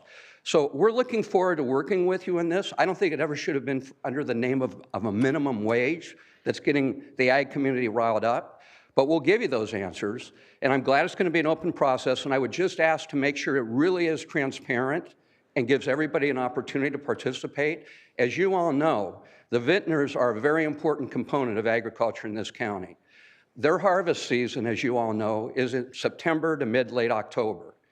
So I would ask that the first, I'm assuming you're going to go forward with the ad hoc committee, even though I wish you wouldn't, but if you are, I would ask that you have that first meeting for the public no earlier than late October or early November so the vintners can participate as much as everyone else. Thank you very much. We will now go to Tracy Baird, then we will go to Zoom with Terry Strickland. Tracy? Thank you all. I believe fostering a strong economic community is rooted in all local businesses in the hard work. I understand the challenges of small business, what is faced. It is crucial that they are not government oversight by their wages. Business owners are responsible for employees' day-to-day operation, giving the best insight for appropriate compensation. As a former HR person of over 3,000 managers I've hired and 12,000 employees I've overseen at Marriott, the responsibility of a manager, it is their responsibility to set the wages, collaborate with business. This is why we have minimum wage. We have review process. It is not for politicians to decide what one sector makes. I am concerned of the wage impact on the farm workers. We have community. While our farm workers deserve a fair compensation, we also must consider the ripple effect. Santa Barbara County lives on tourism and agriculture. Raising the rates in one section will lead to the increased costs for everyone. Example, a bottle of wine will turn into from a $32 a bottle of wine to a $47 a bottle of wine. A Pinot will go from $40 to $67 a bottle. These increases are very high. We already are struggling in the tourism industry in small business. We cannot afford to take the steps to burden our businesses within the agricultural section of raising wages. Let's look at the nonprofit sector. Let's look at your own employees within the contract labor. Our substitute teachers right now are only making $24.50 an hour. The medical worker that did a mammogram was $25 an hour. These are issues that are larger from a broken immigration system that needs compensation reform, not just wage fixing. We need to ensure workers are documented, they are correctly, have a fair wage. We must do so and help them a pathway to citizenship. Let's do something better than try to increase wages for a sector. Let's do something better. Are they going to be able to afford the lettuce that is going to be $5.75 a head, the strawberry that's $9.50 a pint? You have to think about this before you start. It's an ongoing ripple effect down. We must come up with solutions. Fair wages to long term. I think we live very much on small business. It is an opportunity to make sure you take care of yourselves first before you start taking care of everyone else. We cannot afford it in the bakeries. We cannot afford it up in the valley. Thank you. We will now go to Zoom with Terry Strickland, who is our final speaker on this item. Terry?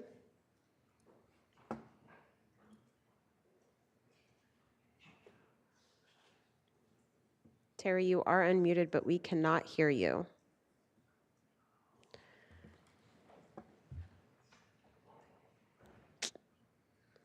Oh, can you hear me now? We can. Please proceed. Okay. Chair Lavanino on board. First of all, I can't believe we're even having this conversation. Mike Stoker said it well. You've opened up a hornet's nest with this minimum wage. Of course, I'm opposed to this ad hoc committee. But if you do go forward, I believe it should be the North County supervisors that should be on this committee.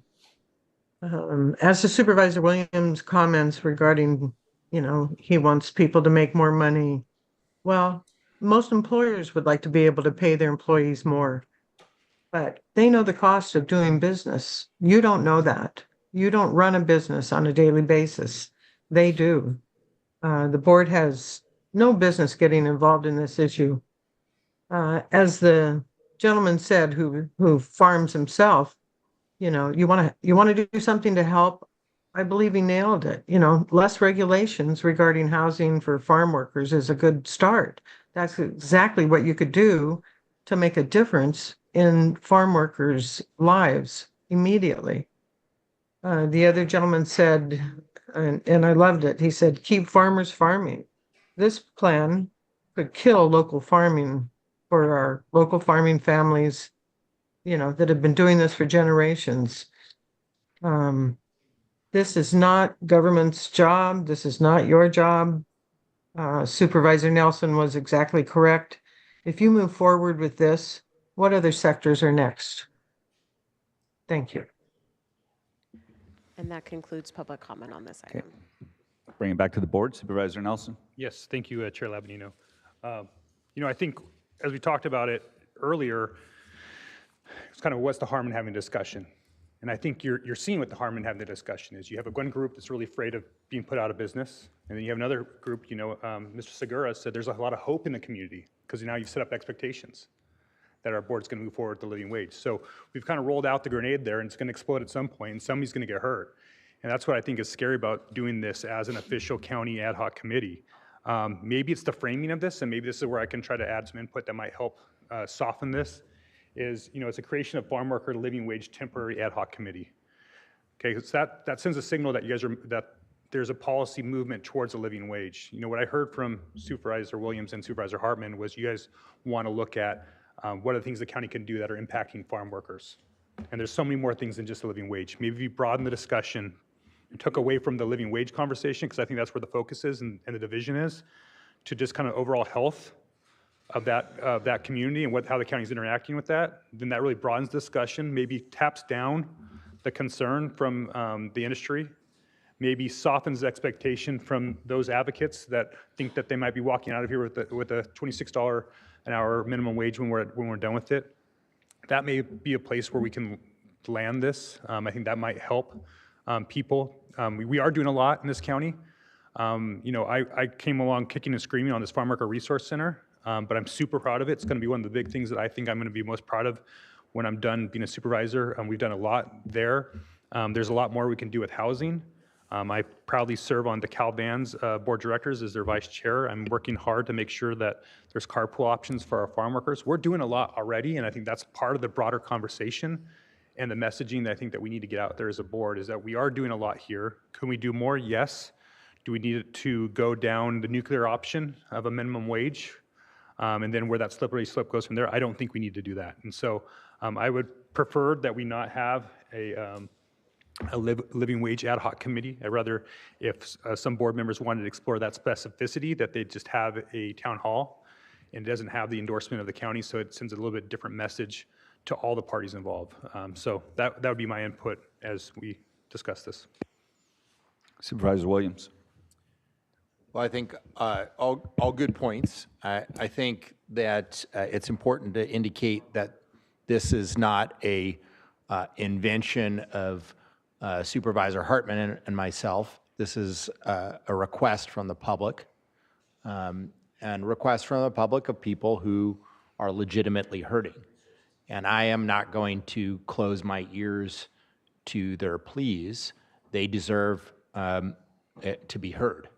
And that is, and I do agree that the danger of such a situation is that, you know, it can get people amped up, you know, and angry, as we have seen a little bit of, without having a productive conversation. I would prefer to have a productive conversation, and if we can have a more productive conversation by having a little bit wider of a mandate, I think that's a legitimate route. We've seen just here today two important aspects of this discussed. Tracy brought up comprehensive immigration reform, which is a huge part of this. We don't have a whole lot of power on it. But Russell brought up farm worker housing, which we should have more power on. We did have an initiative. We did make it easier, and yet production hasn't worked out the way that we intended. And so it may be a very productive thing for us to be looking at that again. So, I think that we should be examining this from multiple aspects, because the situation that farm workers are in, and by extension, farmers, I believe that the interests are not zero sum, right? That the situation and the plight of farm workers is a legitimate one that we should, look at, see if we can address in some manner, and move forward with the ad hoc. So I'll move the item. Supervisor Hartman. I think Supervisor Nelson's suggestion of changing the name and broadening the scope of the ad hoc is a good one. Creation of a conditions of farm workers temporary ad hoc committee, I think that gets us to issues of housing, which is really one of the things that the farm workers are flagging for us as so difficult. I have found this discussion, even to this point, very helpful. I hadn't realized in some instances how critical things are right now for agriculturalists. And I think this is an opportunity to understand that. And if we just spoke with you individually, the public as a whole wouldn't understand, and it wouldn't raise to the level of visibility that we have an opportunity to do. So I'm very much eager to have this. I would like Supervisor Williams, if you would consider renaming it so that we do broaden the scope. I think I think that's a good suggestion. And then I would second your motion. I would accept that amendment and second. All right.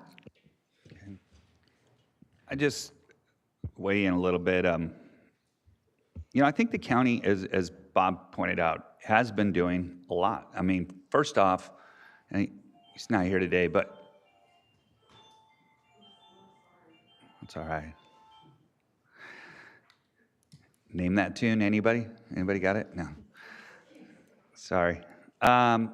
Is when we hired Jose Chang as our ag commissioner.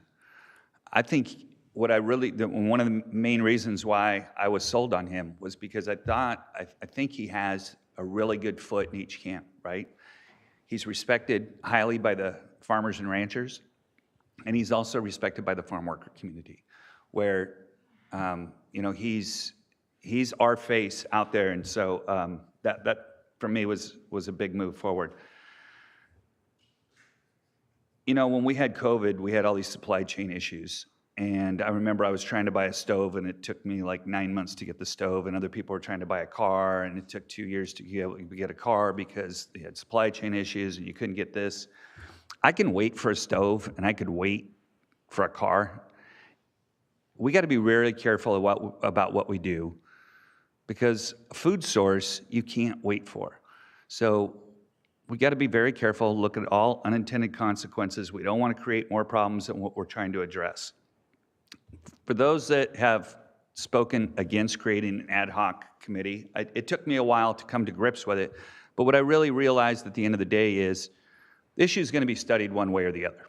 So we can either have two supervisors go off into and have a meeting, which they're allowed to do, and it might not be public. You might not have a chance to speak. They might only hear one side of the story. And that would all be legitimate. And they could come back and say, here, we'd like to put this on as an agenda item and move forward. That could happen. That's legal. That's what could happen.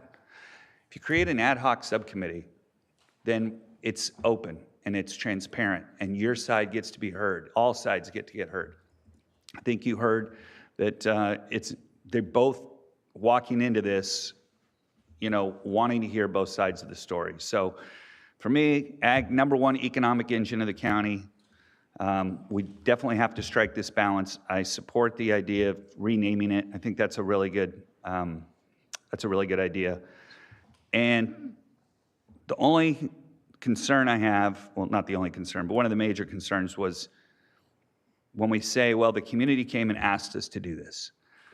The business community in Santa Barbara County has gotten hoarse trying to ask us to deregulate and to soften some requirements.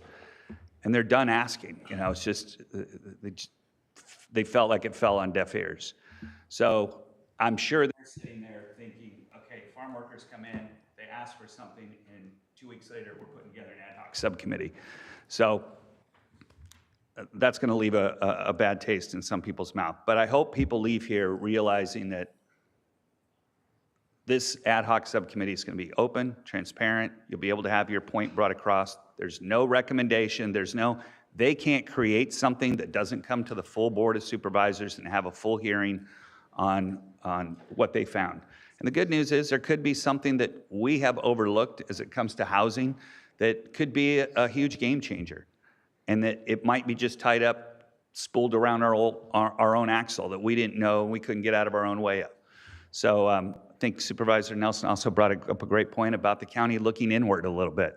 It's easy to look out and point your finger. It's a little bit harder to analyze yourself and find out how we're paying our own employees and what we're asking them to do.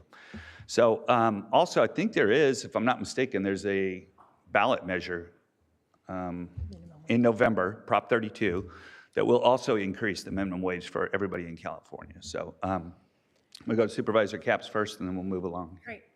Thank you, Chair. I appreciate where you're going with this, and this has been really enlightening. I've learned a lot. I look forward to learning a lot more. I think every argument was made with respect, and all things are true, right? There's a lot to balance here. And in terms of walking into a hornet's nest, that's what we're here for. I mean, we're here for the tough stuff.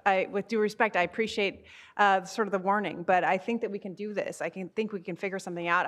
I support broadening it because housing is the key factor when you look at every measurement, why we have such high poverty rates, women, children.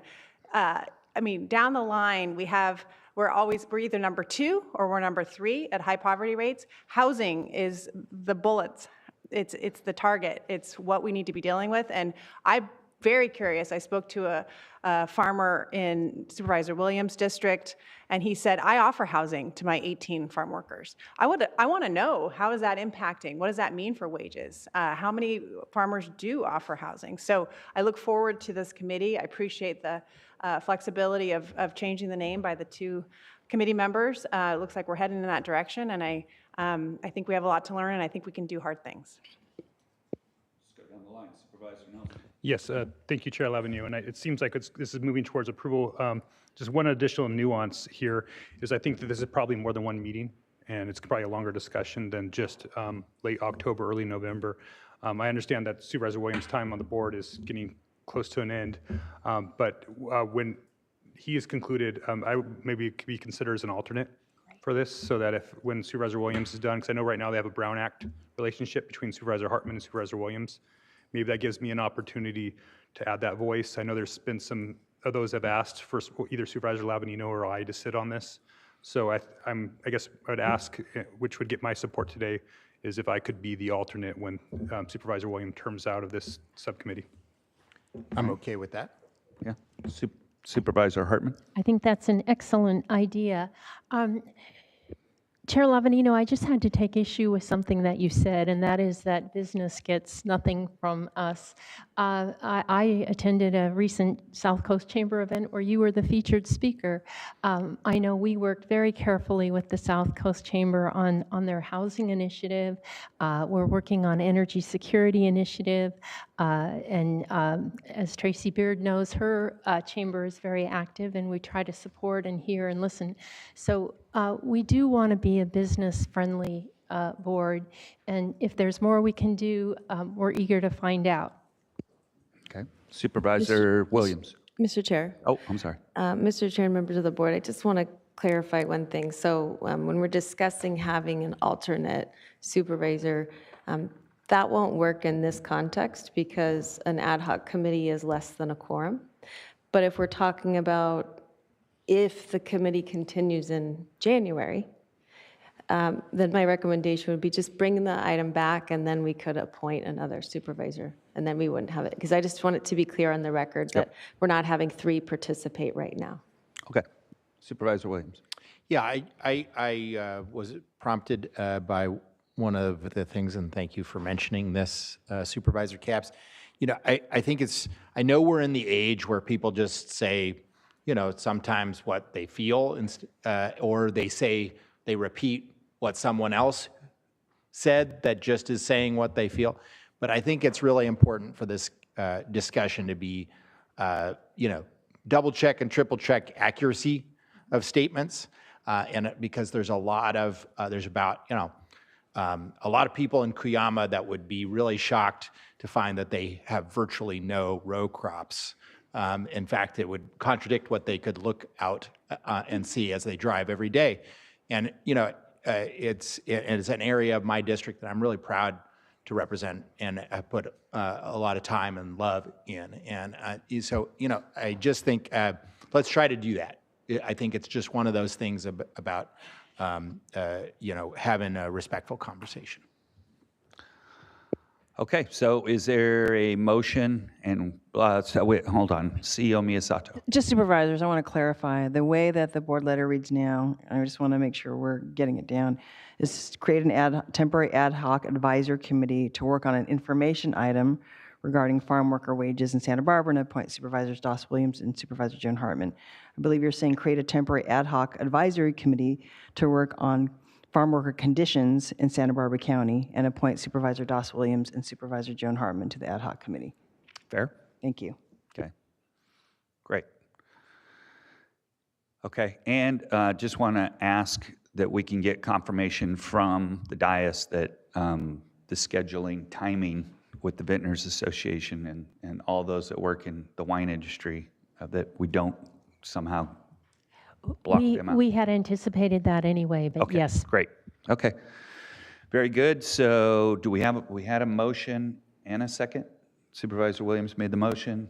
Do we need a roll call? All those in favor? Aye. Aye. Any opposed?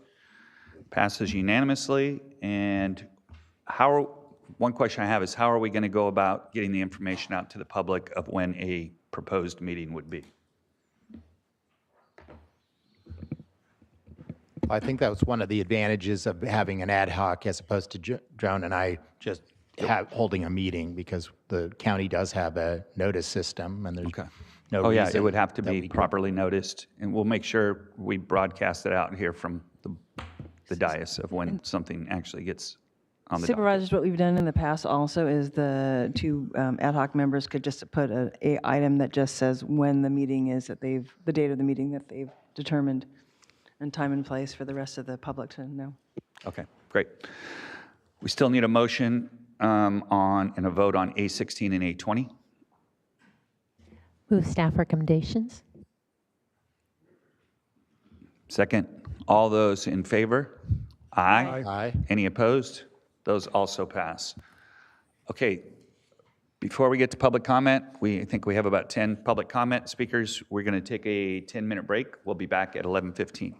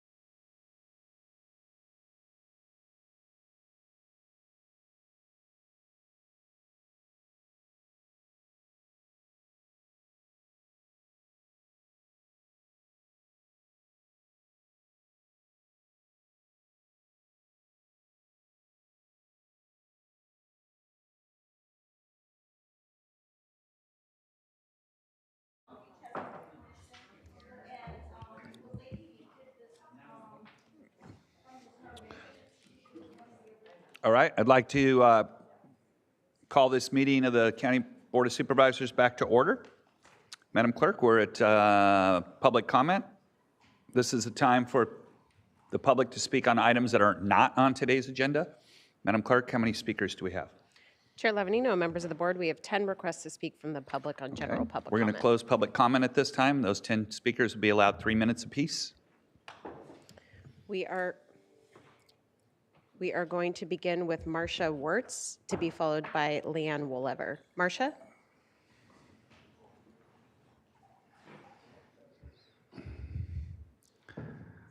Did Marcia leave? Marcia had to leave. I'm sorry. Marcia had to leave because she Okay. had Let's go with a Leanne. job at 11 o'clock she had to be at. So Sorry. that's why she. We took a little bit longer this morning than we normally do. Sorry about that. Okay. Anyway, my name is Leanne Woolliver. I am the chair for the state of New California. We are reading this resolution to all 52 counties. So I will cover as much as I can. So the people of California are suffering from a tyrannical state government which fails to provide a Republican form of government, enables and supports across its southern border the invasion of the United States of America by illegal foreign nationals, and protects vicious criminals who commit outrageous acts of violence upon the citizens of America, all caused by a government of and for a monoparty system led by a tyrannical dictator who openly defies federal law. California's monoparty political machine, its socialist governor, along with the communist state legislatures, socialist elected officials, agencies, and unelected regional governance boards are colluding to create a communist California state in direct violation of both Article 4, Section 4, and Article 6 of the United States Constitution. The state of California is moving at a breakneck speed toward the ultimate communist state.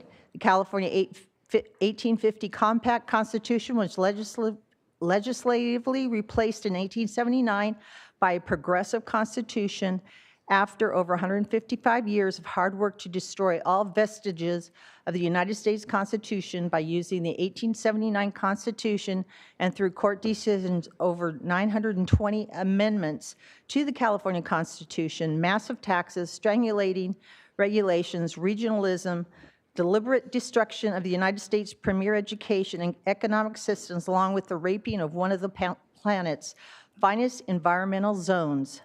The stage is now being set for the final nails into California's totalitarian coffin. Since the mid-1900s, California has been a monoparty system.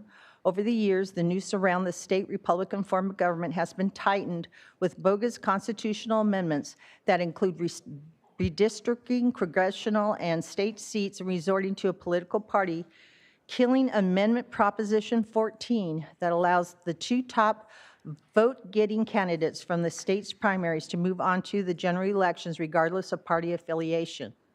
Worse yet, since passage of the 2010 Proposition 14, criminal cartels have taken control of the porous southern border of California and have established operations to traffic human slaves and to distribute massive amounts of fentanyl that kills thousands of Americans each year.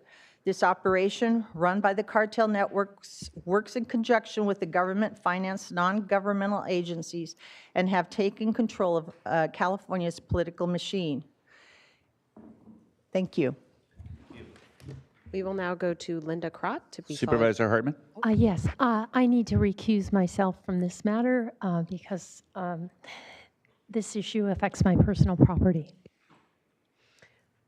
Thank you. We will now go to Linda Kropp to be followed by Diana Sandoval. Linda?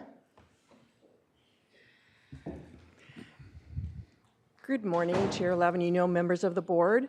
I'm Linda Kropp, Chief Counsel with the Environmental Defense Center, appearing on behalf of the EDC Get Oil Out and Santa Barbara County Action Network. We learned last week that the county agreed to settle litigation brought by Sable Offshore Corporation, challenging the county's recent refusal to approve Sable's plan to install valves and restart the corroded pipeline that spilled in 2015. The county's denial was appropriately based on concerns of another oil spill. In fact, this concern was confirmed by a recent draft environmental impact report prepared by the county that concluded that even with new valves, This pipeline is likely to spill every year, rupture every 4 years, with the consequence of a spill being nearly twice the size of the 2015 spill. This is the county's own environmental review. As you can imagine, we were alarmed to learn of the settlement in which the county agreed to reconsider its authority over the pipeline. Without public notice or hearing, the county agreed with Sable that it had no jurisdiction over this pipeline and its potential restart and installation of new valves. This is a major decision with tremendous consequence. We submitted a letter on Friday to the planning department, which I've just passed out now, pointing out that Sable's claim of federal preemption does not apply because this is not a federally regulated pipeline. After the 2015 spill, the federal government agreed that this is an intrastate pipeline. It has always operated as an intrastate pipeline. And there was an agreement between the federal government, Plains, which owned the pipeline at the time, and the state, that regulatory authority would transfer from the federal government to the state. Now the State Office of Fire Marshal has jurisdiction over the safety elements of this pipeline. So there is no federal preemption. We, in our letter, asked for an opportunity for public comment. This is a really important issue. I've never seen the county settle a case without a public hearing. So our request is that the county put its decision on hold a public hearing, allow for input, and then make a decision on this issue. Thank you. We appreciate your consideration. And my apologies, Diana. Actually, while we have Supervisor Hartman recused, we're going to a few more members of the public speaking on this similar issue.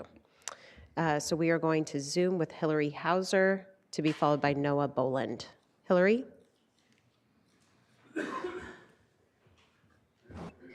Good afternoon, Supervisors, Chair Lavadino, and Supervisors. It's Hillary Hauser. I'm still the Heal the Ocean Executive Director, not exactly retired yet. And I'm here today to support the Environmental Defense Center request for a public hearing on the Sable Pipeline case. This is a huge matter, and EDC has pointed out a technical issue that may well prove that the county does have jurisdiction. And I think it's really worth it to open this up so that there can be a rediscussion of those technical issues. Really would appreciate the Board of Supervisors honoring this because it's an enormous issue for the county of Santa Barbara, the people of the county of Santa Barbara, about oil, transportation, pipes, leakage. And so would really like to ask you to grant EDC its request for a public hearing. Thank you so much. We will now go to Noah Boland, to be followed by Brady Bradshaw, both on Zoom. Noah? Good morning, Board of Supervisors. My name is Noah Boland, and I'm a policy analyst with Heal the Ocean. I'm commenting today ultimately to echo some of the comments that you just heard from Linda Kropp and Hillary Hauser, and that is to ask you to please schedule a public hearing on the issue of the Sable Pipeline. The Board of Supervisors and the public need to discuss the Environmental Defense Center's position, which is that the county does indeed have jurisdiction over the Sable Pipeline revised plan. The technicalities by which this situation became a surprise require careful examination, and so we please ask that these technicalities get aired and that this decision is reconsidered. Thank you. We will now go to Brady Bradshaw, to be followed by Karen Howenstein. Brady?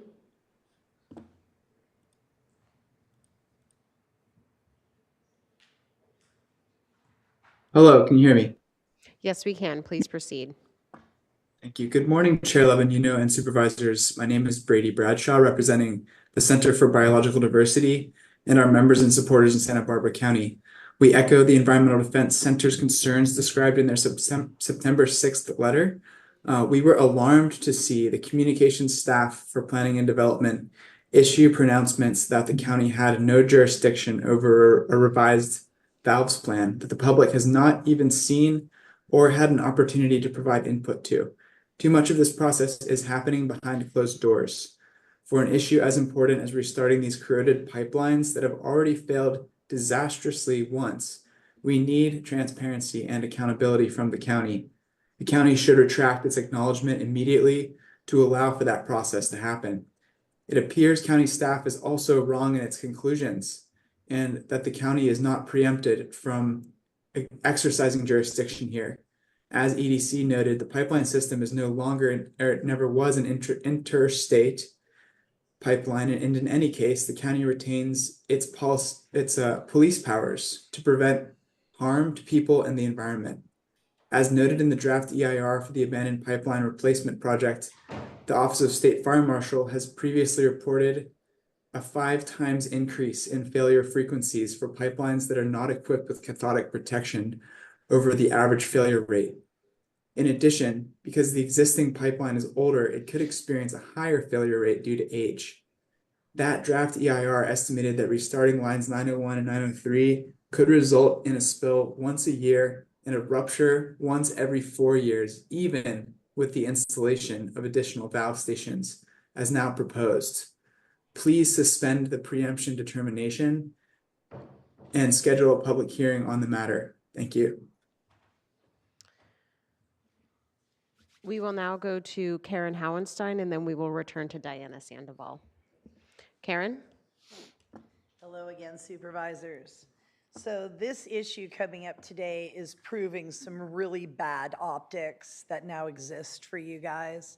Because here we are, and I noticed that they introduce everything that's the progressives want to bring in through the Planning Commission. It's all planned, just like the cockfighting ordinance that Joan brought in.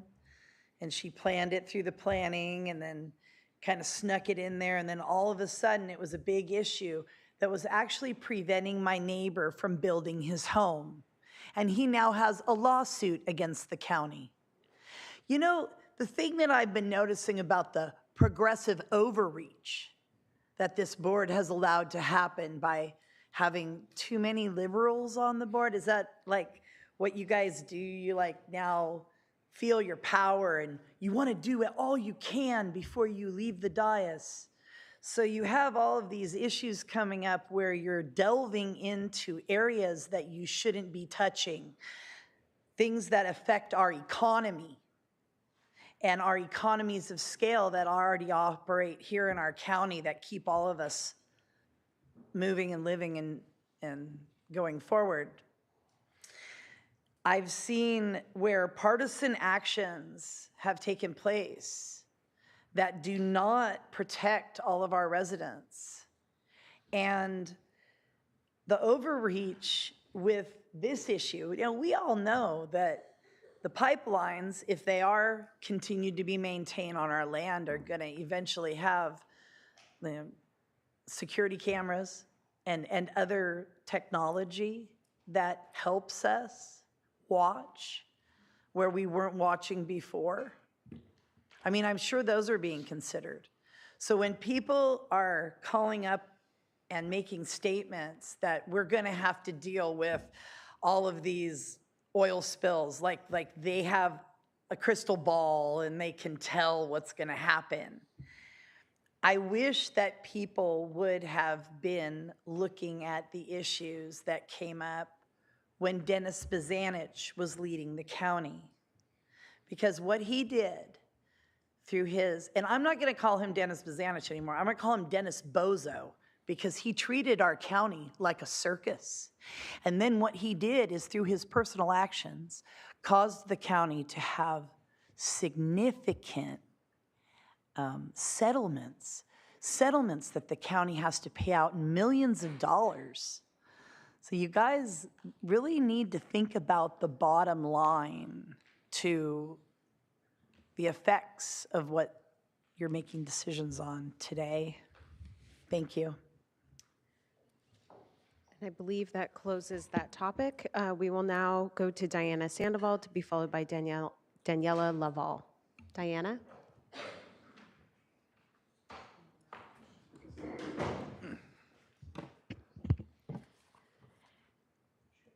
Dear Chair and Board of Supervisors, I'm Diana Sandoval, and this is my 6th time before you. On August 29th, the New York Times published an article titled, How a Real Estate Boom Drove Political Corruption in Los Angeles. As outlined in the article, the concentration of power in local government and weakened news media created an environment ripe for corruption. I believe a similar situation is happening here in Santa Barbara County, and the public needs to know.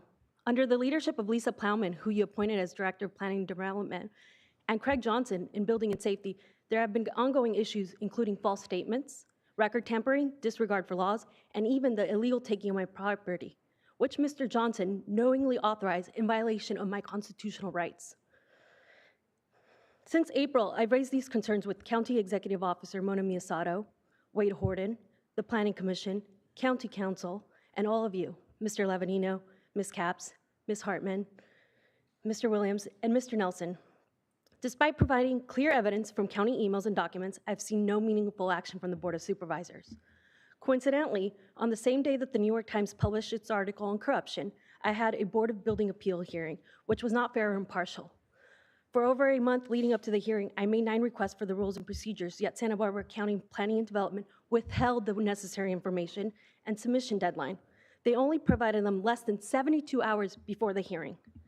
During the hearing, the board repeatedly questioned the building official on what they called a, quote, controversial issue.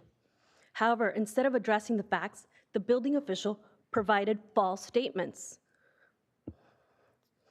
Rather than holding the building official accountable for the false statements, which the board themselves disproved using the county's own documents, the board dismissed the appeals. At the end, the chair shook hands with the building official and gave him a thumbs up, suggesting clear bias. The board's denial of my building appeals on August 29, 2024 is legally flawed. They disregard local and state laws, as well as clear evidence and testimony presented by the applicant's own engineer. The decision was ultimately influenced by false statements made by the building official and marked by traveling patterns of incompetence, negligence, unfairness, and bias, all which undermine the integrity of the permitting and appeal process.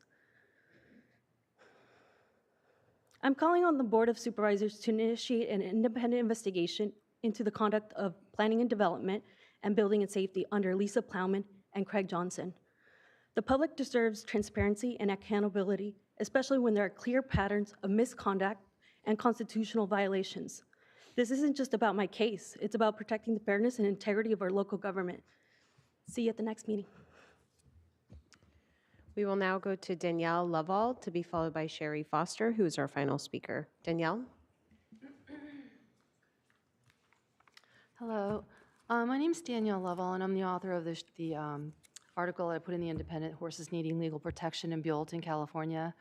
And I'm following up because with numerous conversations and emails with Supervisor Hartman, I was wondering if ever was this topic brought to your attention. It's public comment. We don't talk back and forth. So. Okay, because I don't think it's going anywhere, and I just feel like these horses are just suffering endlessly day after day, year after year, and for Supervisor Hartman to say that it was controversial. These horses are stuck in corrals with absolutely no shade whatsoever from the blazing hot sun. And standing in the sun like that, it's a lot hotter than 113 degrees, and I was told that a few of those horses have died.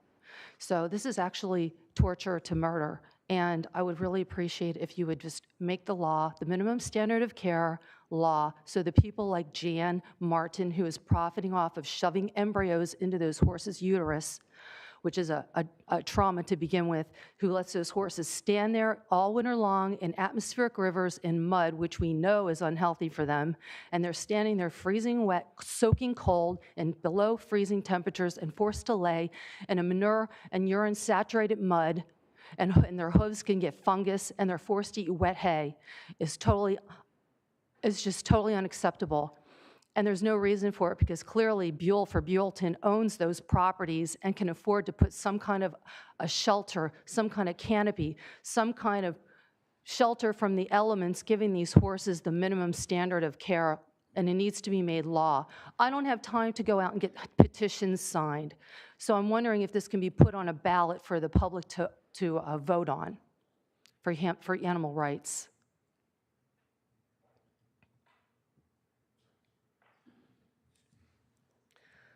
So anyway, going around, Lee Heller was on board with me originally, and she's kind of fallen to the wayside, and I'm here as a voice for these horses crying for help. Please help them. We will now go to Sherry Foster, who's our final speaker in general public comment. Sherry? Is Sherry still here? Oh, my apologies. She is on Zoom. We will go to Zoom with Sherry Foster.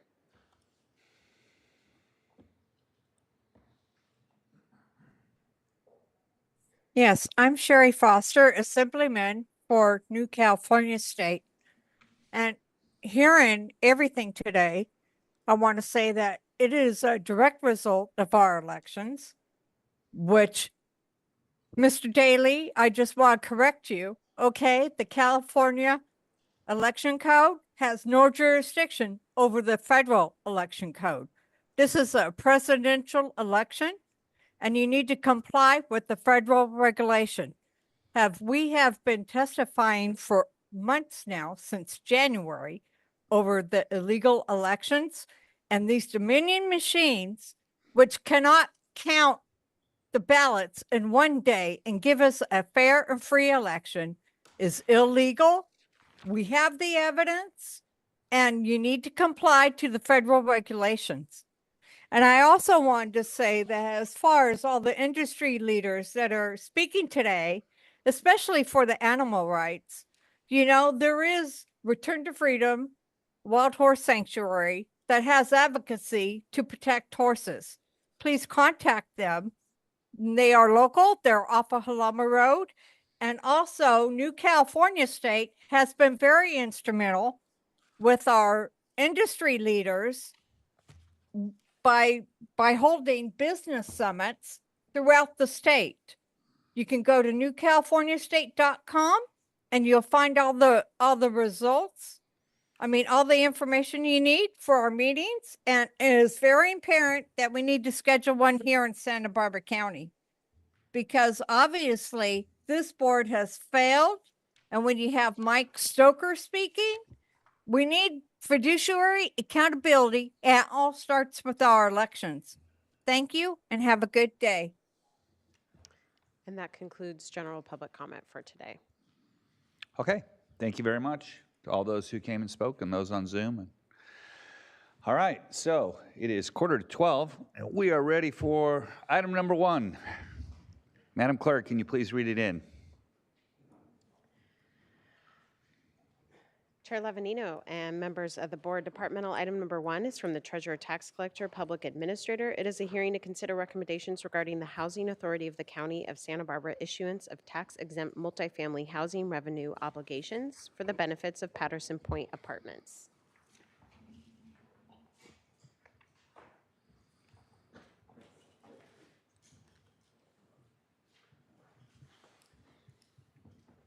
Hey, I just got off the Board of Supervisors. Man, it was explosive today. Sherry? I think, okay, you got her. All right.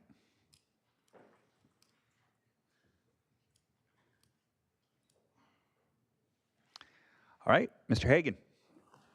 Okay. Good morning, Chair Lavanino, members of the board. The item before you today is a TEFRA hearing for the Housing Authority of the County of Santa Barbara. This is a project that you previously heard back in June of 23, but because the time had elapsed before the closure of the bond deal, it's required under Internal Revenue Code 147F that a public hearing has to be reheld. And this project is for the Patterson Point project in the unincorporated area of Eastern Goleta. And because that project is within your jurisdictional boundaries, you are the body hearing this. I'm joined by Frank Thompson on my right here, representing the Housing Authority, and he's here to answer any questions. This item was heard by the Debt Advisory Committee last month, and it was recommended to hold the TEFRA hearing for you. And I always like to point out whenever we do a TEFRA hearing that the county is under no obligation, either legal or moral, for the repayment of this debt. The repayment of this debt will come from the borrower, which is Patterson Point Limited Partnership. And Frank's here to answer any questions. Does anybody have any questions from the board? Supervisor Nelson. Yes, thank you, Chair Lavanino. So this was here before us. Since then, the budget's gone up quite a bit. Is that, what was the number before and what is it now on the budget for this project?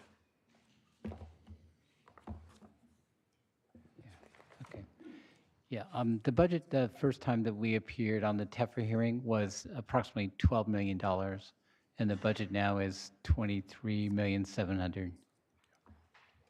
Okay, thank you, Mr. Thompson. And so, you know, these TEFRA hearings are always a little tricky because we're always trying to figure out, you know, what is our role here in this. And, you know, I've always wanted to shy away from using this as a hearing on that specific project. You know, I've got some controversial ones in my district as well and we don't want to use TEFRA hearings as the validity of whether that project should go there or not. Some of them have different permitting pathways that may include us or may exclude us. But the TEFRA hearing is really a public hearing on whether it's fiscally sound for us to use tax exempt bonds for these projects in a public way. And I think $1 million a unit for a studio is pretty offensive from the taxpayer perspective. And I know Mr. Thompson's trying to make something work in the Housing Authority, and you guys are both great partners. And so it's not, I don't want to be critical of those two partners in this, but I am critical of the expense that it's costing to do these types of things. And I know it's driven by a lot of the bids in this process, and I just think that there are many that are out there in the public that are taking advantage of the government since there's so much money available made for these things. And I really think it's a fleecing of the taxpayers. I think it's unconscionable that we're going to spend $1 million for a studio apartment. I know there's a need. I know we have a huge need. And but at some point, I mean, what's too much? You know, it was $500,000 for a studio, now it's $1 million. Next time it's going to be $2 million. I mean, where does this end? And so, you know, as my role as a fiduciary, as far as you know, because we have this here before us, I don't think I can support $1 million for a studio unit. So I've never voted against the TEFRA hearing, but I do think this is probably the first time that I will. Mr. Thompson, you want to respond to that at all, or? Yeah, I would. Representing the Housing Authority, they have a professional staff of people that do bid these projects and do a good job of it. There are a number of items that probably drove up the cost of this project substantially. And one of them was because we have substantial funds from the state involved, 2 state programs, No Place Like Home and Housing for a Healthy California, we faced deadlines in which to bid the project and to perform. So it didn't permit us really the time to go back and work closely with all of the subcontractors and to see if we could get a substantially better bid. So I think that was a factor. And the other one is we are observing a significant increase in government-financed housing development costs across the region. I mean, it's not an excuse here. I think the County Housing Authority takes its responsibility to get the best price they can. But given the balance of needing to go or lose substantial resources on the order of about $19 million or try to get a lower price, they decided to move forward. The project has been underwritten by a conventional construction lender and permanent lender, that's Bank of California. It's been underwritten by different levels of government. So the Housing Authority is confident that the bonds will be repaid on time and the project will be well operated in spite of being very expensive. Thank you. Okay. All right. Madam Clerk, are there any public comments on this matter? Chair Lavanino, members of the board, we have no requests to speak from the public on this item. It's at the discretion of the board. I'll move to approve staff report, staff recommendation on, let's see if I get the language correct, A, B, and C. A, B, and C. Thanks. Second. Item's been moved and seconded. Roll call, please, Madam Clerk. Supervisor Capps? Yes. Supervisor Hartman? Aye. Supervisor Nelson? No. Supervisor Williams? Aye. And Chair Lavanino? Aye. Motion passes 4-1. Thank you. Thank you. And departmental item number 2 has been withdrawn, continued to the October 1st meeting. So we are now moving on to departmental item number 3. Madam Clerk. Chair Lavanino, members of the board, departmental item number 3 is from the Community Services Department. It is a hearing to consider recommendations regarding the Commission for Women Annual Report.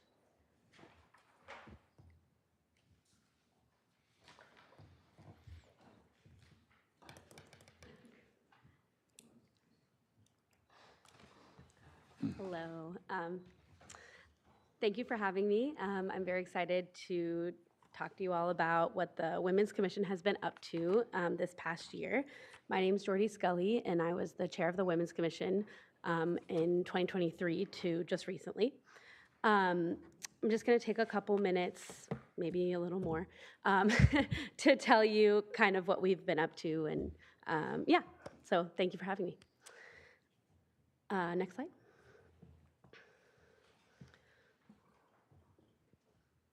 Do I do it? Okay, thanks. Okay, so just a quick agenda. I'm going to give a short background on the Women's Commission, talk a little bit about the commissioners, talk about our collaboration outreach, the women in leadership work that we've been doing, and then talk about our commission refresh that I've been and the commissioners have been working on, and our upcoming goals. As a volunteer, I have to say I had time to make the presentation, but I didn't have time to write jokes, which I am very sad about. So sorry in advance. So our mission at the Santa Barbara Commission for Women is to promote equitable and equal status and well-being for women across the gender spectrum in Santa Barbara County. We work mostly to collaborate with other agencies, develop, facilitate, recognize, and recommend programs, increase women in leadership throughout Santa Barbara County, gather and disseminate information, conduct public meetings, and advise the Board of Supervisors. Sorry, next slide. So for our countywide program development and activities, I'm just going to tell you a little bit about some of the programs that we've been working on this year. And our standing committees are Women in Leadership, Outreach and Advocacy, Policy, and Communications. And then I'm going to give a little preview of what we're going to do in 2024 and 2025. Next slide. So the Commission's goals for this past year were to increase women in leadership across Santa Barbara County. That's both within the commissions and then in through jobs that maybe would traditionally not have women serving.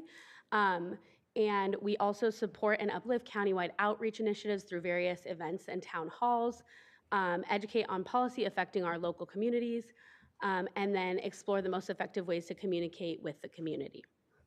Next slide. And then I had some separate goals as the chair. I just kind of wanted to make the commission more accessible and prominent in the community. A lot of folks say, like, what is the Commission for Women? And I didn't like that. So I wanted more people to know about us. And then fill vacancies and maintain a full commission.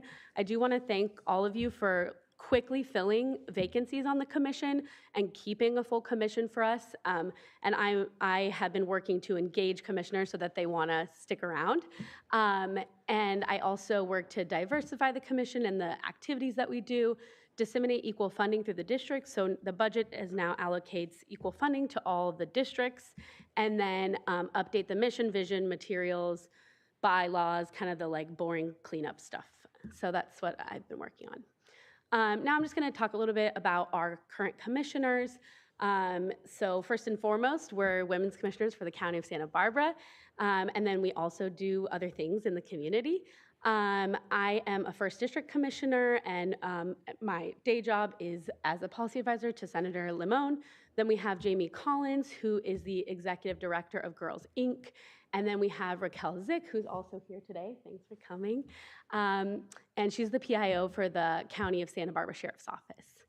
Next slide. District 2, we have Ingrid Bostrom. I always struggle to say your name. She's here. And she's a photographer for her regular job. And we're so happy to have her, and I have to give her credit for most of the photos on the slides. She's also helped with outreach a lot with some beautiful photos, so thank you for being here. Then we have Joanne Mead Young, who's a retired principal, and we have Dr. Jacqueline Reed, who runs a women leadership program at Antioch University. Next slide. District 3, we have Felicia Luong Boyd. She is a director of financial services, an accountant. She's very passionate about getting women involved in financial decisions. Then we have Angie Swanson-Kiriakou, who does outreach and membership coordination for the Unitarian Society. And then we have Gretchen Grenier, who I think is our first ever high school commissioner. So I'm so grateful for her being appointed, because she's first of all very excited, and works very hard, and second of all, it's just fun to get the young perspective on the board, so thank you for that. District 4, we have Jojo Murdoch, who runs Awakening Giants in North County. Then we have Jennifer Baird, who runs Hearts of Armor in North County, and Suzanne Levy, who is a trustee for Allen Hancock College. District 5, next slide. Finally, we have Allison Wales, who she is the North County Rape Crisis Associative Director. And then we have Yvette Peralta, the Director of Annual Programs at Future Leaders of America. And last but not least, we have Tracy Beard, who is the CEO of the Solvang Chamber of Commerce. So as you can see, we have a really full board, a large board, and it's diverse. I think one trend that I saw with what everyone likes about the commission is just being able to hear perspectives from other women that maybe you wouldn't spend time with generally, and then all working towards the same goal of equity for women in Santa Barbara County. I think all of us find that to be very fulfilling on the commission. So I really appreciate all of the appointments. It's been great. So next I'm going to talk a little bit about collaboration and outreach. This is a photo from the North County Women Who Lead event. We've started a North County and South County Women Who Lead event as a goal to kind of bring leadership opportunities to young women and folks to come who maybe have years of leadership experience, and get them together to kind of encourage and foster more leadership through Santa Barbara County. So this is the very successful North County event. Next slide. Other collaboration outreach, we've worked with different organizations, either by sponsorship or attending their events. These are just a few of the organizations that we sponsored this year, and we hope to even add more next year. And I'm just gonna highlight one, which is LEAP. So that'll be next slide. So I think you all actually gave a resolution to LEAP this morning, yeah, so you know about it. So we decided to kind of make that one of our main sponsorships this year. As you all know, they're the only diaper bank in Santa Barbara County and are utilized by North and South County, but based out of South County. They distribute over 5,000 diapers each month to babies in need. And we kind of wanted to use our limited budget to highlight this issue and bring maybe more donations for Diaper Awareness Week to LEAP. So that's kind of some of the work that we're doing. We're doing a check presentation type of thing on September 23rd at LEAP. And so I'm gonna send an invite to you all and your staff. And I would be so grateful if you could attend and just see kind of what the Women's Commission, LEAP are doing for the county. So I'll be sending that after the presentation. Next slide. On women in leadership, I found that that's probably one of the most exciting topics for everyone on the commission. We highlight women leaders throughout the county with the annual service awards. You all know that because you give us the awards. And then we have our Women Who Lead events, which I was discussing. And then we're working to diversify boards and commissions. We're hoping to do some research next year to work on that. And then this year we were actually able to sponsor Commissioner Grenier, the high school commissioner that we have, to go to the national conference in Boston. And she said it was really fulfilling. She got to sit on a small panel and talk about being a high school women's commissioner. So it's very cool to be at a national conference from Santa Barbara. You know, we're showing up. In addition to that, Commissioner Beard works a lot on representing, who is also here today, works a lot on representing equal pay issues statewide. And so she was invited by First Partner Newsom to go to a women's equal pay event in what I guess is Sacramento. Yes? Okay. So we're getting out there statewide and across the country. Next slide. Another thing I'd like to highlight is the Veteran Stand Down, which the commission has been working on for 13 years with Chair Lavanino. This is really exciting work, and I just want to highlight that you might have heard this, but the Women's Commission, She Raised Her Hand group, which was funded by the Women's Commission originally, received a National Women's Commission Award for their work. They're the first kind of group to support only women veterans in the county, and that was all a result of some funding from the Commission for Women.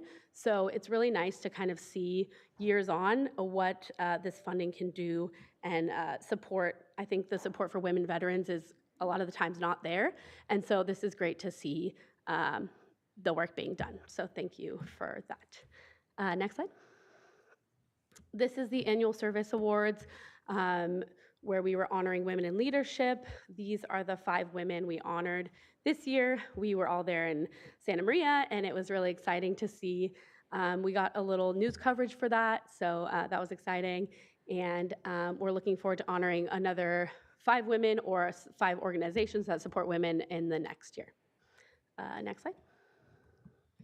So for the refresh, I kind of wanted to update the mission and the vision for brevity, inclusivity, accessibility. I think commissions can be a bit dry and government-y, and I work for the government and I love it, but I want to bring people who maybe aren't traditionally drawn to government work to the commission.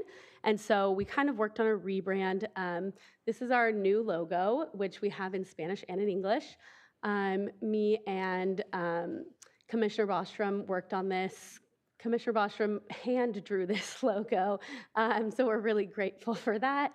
We added our established date, which is 1973. That's a very long time for a commission to go strong, so we're really proud of that. And I quite literally forced her to put a California poppy in there because it's local to Santa Barbara County, and it stands for peace and strength, and we're just happy to have this new logo for the Women's Commission. I also have our new stickers for you guys.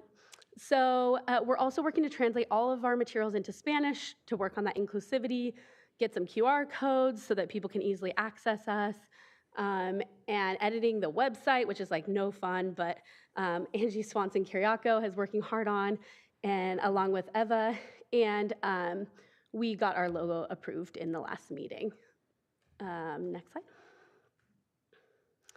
So communications, I think, is important to the commission, and it's something that we've been working a lot on this year. We're kind of bringing it to social media. Once again, it's hard to bring government-y things to social media, but it's been working well. And our high school women's commissioner is our chair of the communications committee, so it's really exciting to see her work on this and be able to put it on our college applications, but also benefit the commission and the county a lot for her work. And then we're working to increase relationships with the news and get some news coverage so that we can get information that women need out and have a good audience to share it with. Okay, next slide. So these are our goals for the 2024-2025 year. This is a photo from the Women Who Lead in South County, and I did want to thank Supervisor Williams, Supervisor Capps, and Supervisor Hartman, not pictured, but there, at the Women Who Lead event in South County. We had a really good turnout. I think between both events, we probably got 150 people. So we were really happy with our first event, and there will be another one coming up this year, so I hope you all can join again. Next slide. So our goals for 2024-2025 are really to focus on women in leadership. And what we want to do to support that is to first kind of collect the data, do a good research of what we're working with before we kind of create a plan to implement increasing women in leadership. So that's one of our goals. I know that there a past staff member of Supervisor Hart, I think, or Supervisor Williams, had some data on commission service for the county, and so we kind of want to expand that or update it, and then kind of use that information to guide our outreach and advocacy and uplift and support women in Santa Barbara County with that. And we are also supporting the Women's Legacy event, which they had last year, which kind of inspired our event for Women Who Lead. It was like talking about the legacy of women in Santa Barbara County and service on commissions. And it kind of made us think like we love celebrating the women's legacy and all the work that's been done these past years in the county, but we also want to inspire young leaders with those stories.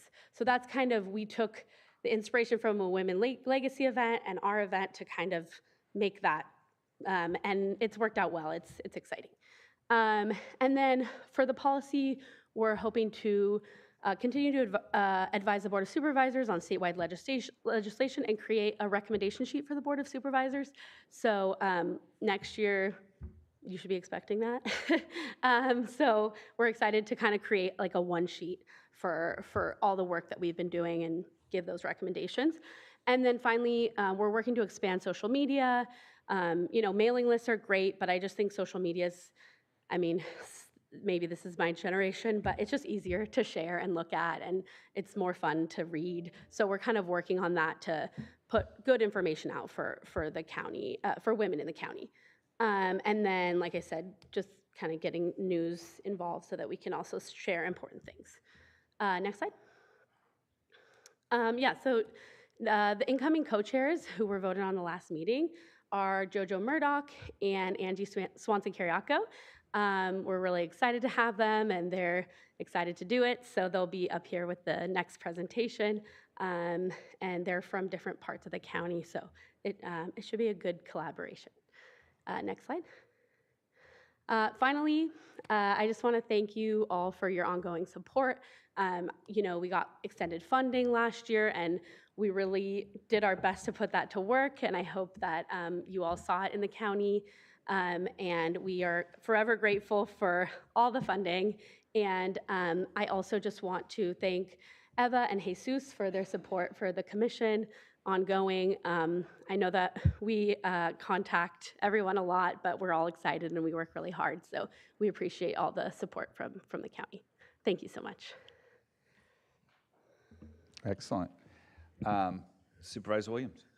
Well, not that I'm biased at all, but I just want to tell you, Ms. Scully, that I feel like you've done a great job in communicating effectively the relevance, importance of the commission and the activities of the commission.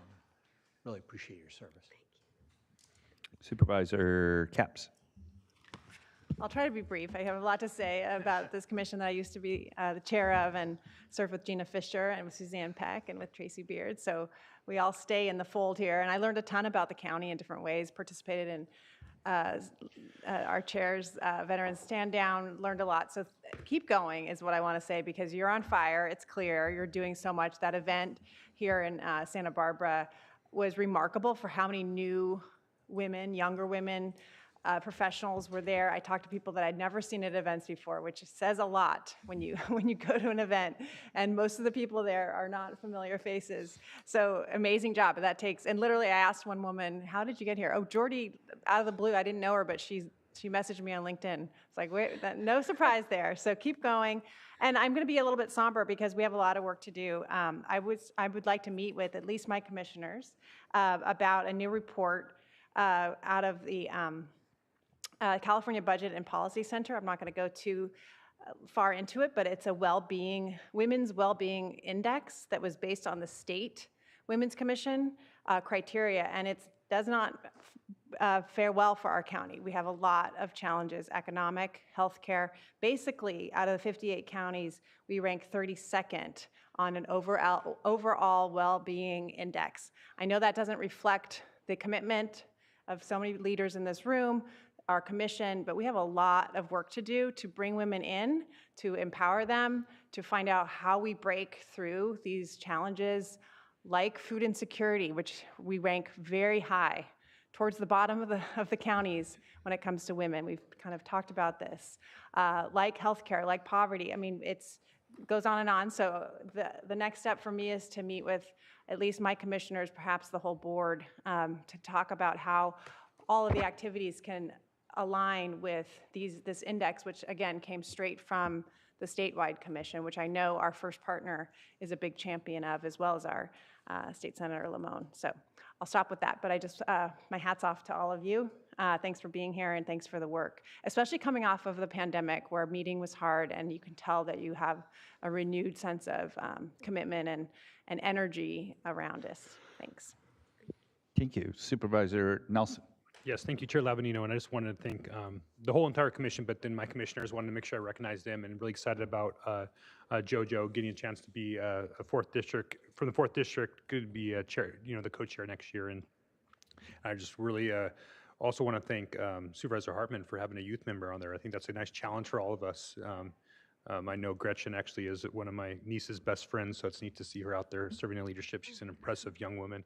And I'm sure you guys are lucky to have her, and she's lucky to be a part of that. And I think that's really where it starts. A lot of the, when some of these kids can get a passion and a fire for what we do up here, which is often pretty darn boring for most people in the public, but when they get to actually see how it impacts people's lives, and in a world where people are looking for purpose, you guys are able to help direct, advocacy in that direction. And I really just appreciate that, admire all of you for that, and wish you all continued success. Supervisor Hartman. Well, over the years that I've served up here, the Women's Commission has been the most dynamic, and I really appreciate you coming back. It changes year to year, but one thing that seems to be constant is I think of Suzanne Peck and Tracy Beard, who have over the years stayed connected, even when they're still not on the commission, but they really share the goals that you're trying to achieve, and having that breadth of knowledge, and then again communicating that to younger people, and having that generational discourse, I think, is really invaluable for our county. And I'm excited about the focus on leadership. I think that that's really fabulous. Although I hadn't heard about the report that Supervisor Capps raised, and that really seems like a good focus for your energies as well. Thank you. And I want to also give a shout out. I'm not as excited about the high school appointment because I think I had the record for the youngest commissioner in Yvette before this last one, but I'll try to find somebody in junior high or something, I guess. But I just wanted to point out, so I do want to give a shout out to Yvette and Allison and to Tracy. Tracy, I think, out of all my commissioners, is probably the most well, she communicates with me the most. I'm going to stumble over that word, but it's for good reason, because as you said, I think this commission is one that does a lot of the heavy lifting. But she brought me back from the National Association of Commissions for Women, the Achievement Award for Santa Barbara County's commission for the work that was done in She Raised Her Hand initiative. And for those of you who don't know, it's just really it's kind of life-changing for women when they come back after serving, that a lot of them don't want, it's not that they don't want to identify as a veteran, but they don't even feel like that they feel a little bit less than a guy that serves somehow. And this initiative is really great about lifting them back up and saying, you did your job, you raised your hand, you did what it took. And so I really appreciate that focus. And looking forward to what you're going to do next year. So sounds great. All right, is there any public comment on this? Chair Lavanino and members of the board, we have 2 requests to speak from the public. Oh, okay. Sounds good. We are going to remain here in Santa Barbara and begin with Suzanne Peck, to be followed by Tracy Baird. Suzanne? Well, I was going to start with good morning. I guess it's good afternoon. But I'm really happy to be here and so happy to hear all the good work that the commission is doing now. So I was on the commission for 8.5 years. I was very proud to represent the 2nd District. And I'm excited to see that there's a full house now and that they're doing wonderful work. So congratulations to you for appointing them and to all the wonderful commissioners doing their work. So I'm here also representing another group called the Women's Legacy and Leaders Collective. The Women's Legacy and Leaders Collective is Honorable Susan Rose, former Board of Supervisors, 2nd District, Dr. Anna Everett, who also served with me on the Women's Commission, Liz Martinez, who also worked for the county, and myself.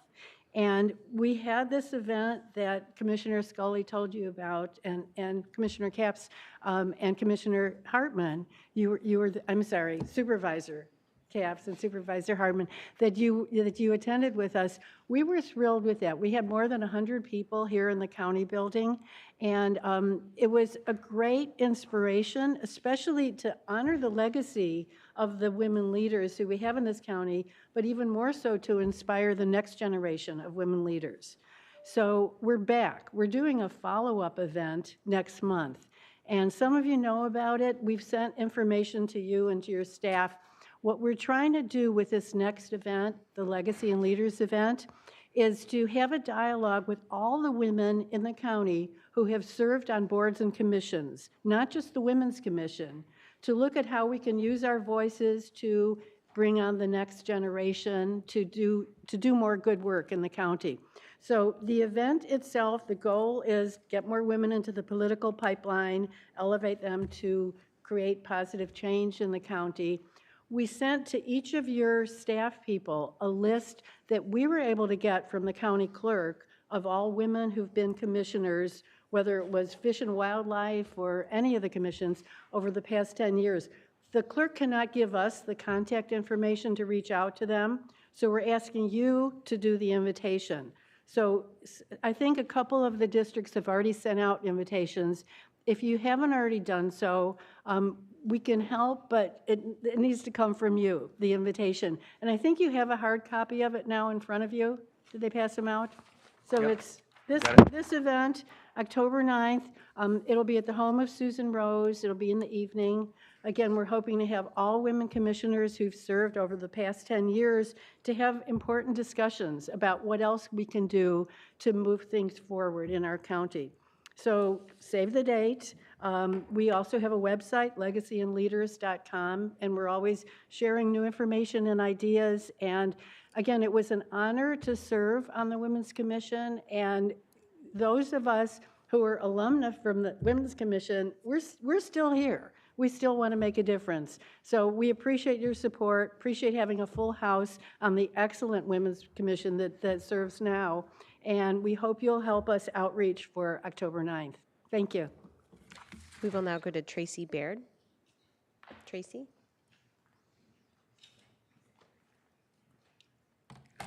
Thank you all. It's a pleasure to serve every one of the 5 of you as a women commissioner for the last 12 years. It is amazing that we are moving towards a younger generation, 40 and under. It's very exciting that our commission has pivoted when other ones are over 65, so that's extremely exciting to us. We now need to have a wall. This is our 3rd award in 5 years that we have received on a national level. So I asked you 5 years ago that we needed an award for the people that we honor, as SLO County does. We need to have in North and South County. I think there's more to come for the Women's Commission, and we honor 5 women each year. We need to have a space for them so people can see, just not on a website. I'm excited that we represent Steve Lavanino, our group does, and we, with financial literacy, are working forward with him, Ellen Hancock, on International Women's Day for the 8th, for our 5th district to show that women need to have financial literacy education, and it's for the young and the old, and it will serve for everyone. And that will be on International Women's Day at Allen Hancock. And it's a privilege to work with all of you from Carpinteria to Guadalupe. And Jordy's done an excellent job. And I want to say thank you to our team, everyone. We all don't agree, but we all agree to make sure that women have equity, and this community is equity for all. So thank you. And that concludes public comment on this item. All right. Thank you so much. I think this is a receive and file. So we have recommendations A and B, though. So if somebody wants to make that. So moved. Second. Moved and seconded. All those in favor? Aye. Aye. Any opposed? Passes unanimously. Thank you very much from every board member. We really appreciate it. Okay, so Chris is trying to sneak up there before we go to lunch. I saw that. That was a smooth move. Okay.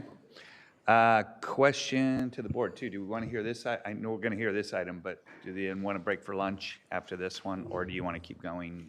What would you like to do? We do have one 45-minute one and a 20-minute one after this. So, yeah, why don't we break after this? What's that? Okay. They don't need to eat. Okay. Let's go ahead and read this one in.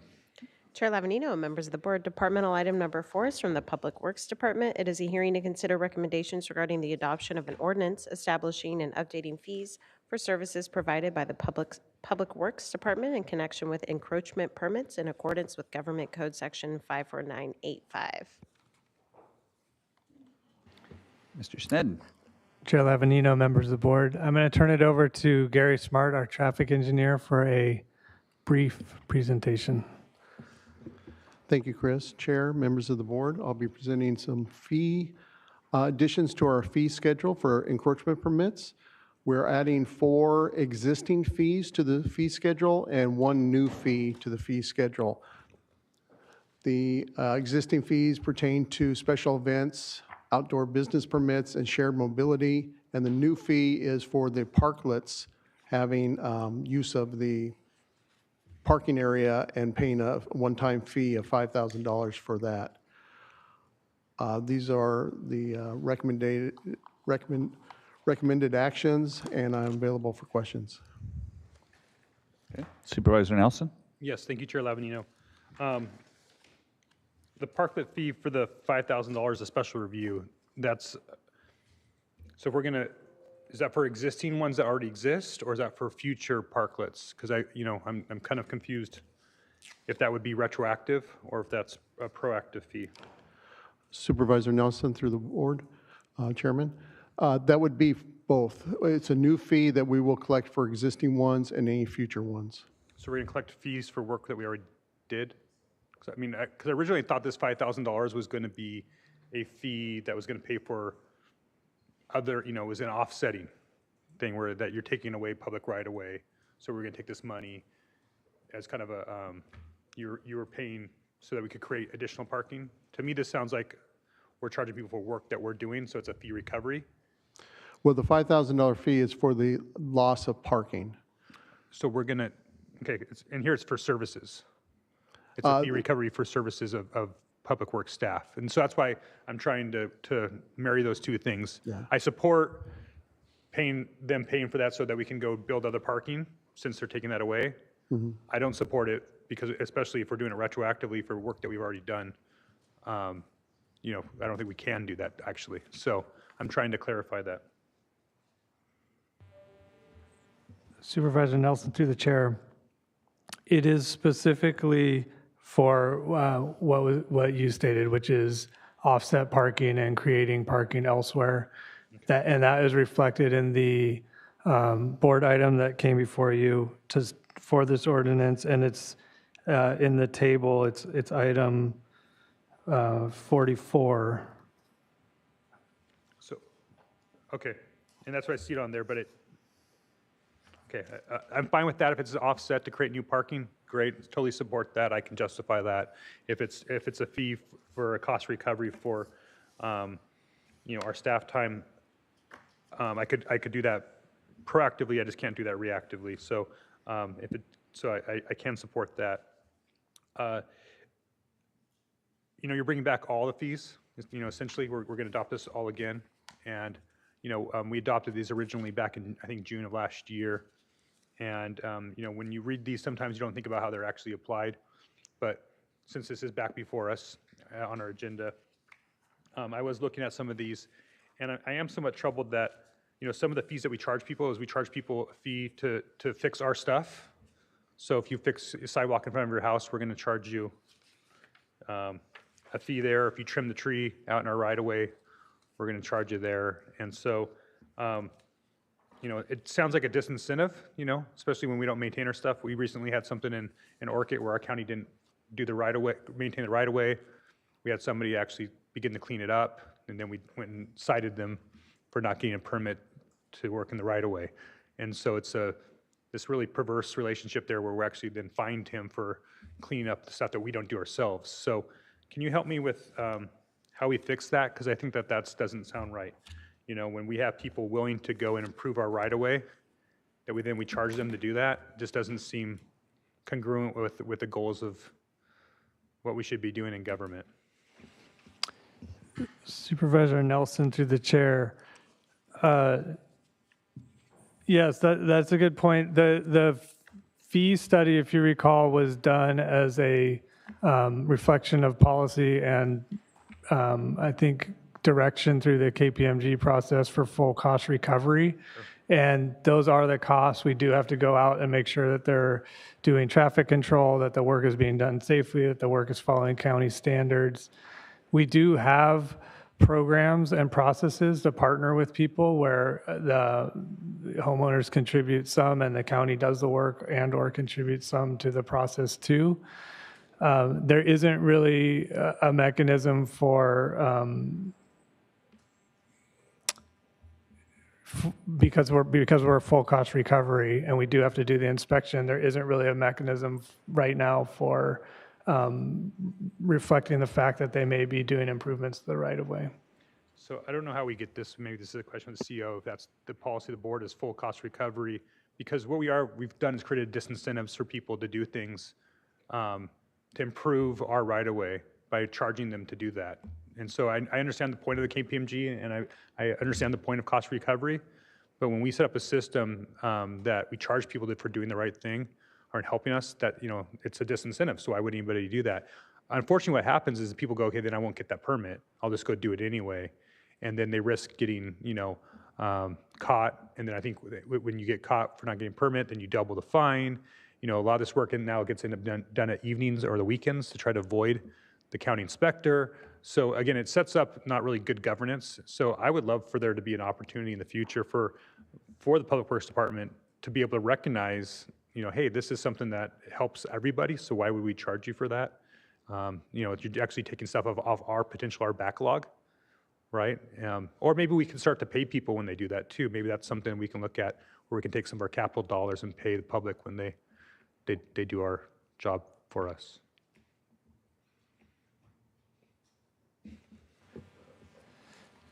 Supervisor Nelson, through the chair, we can look into that.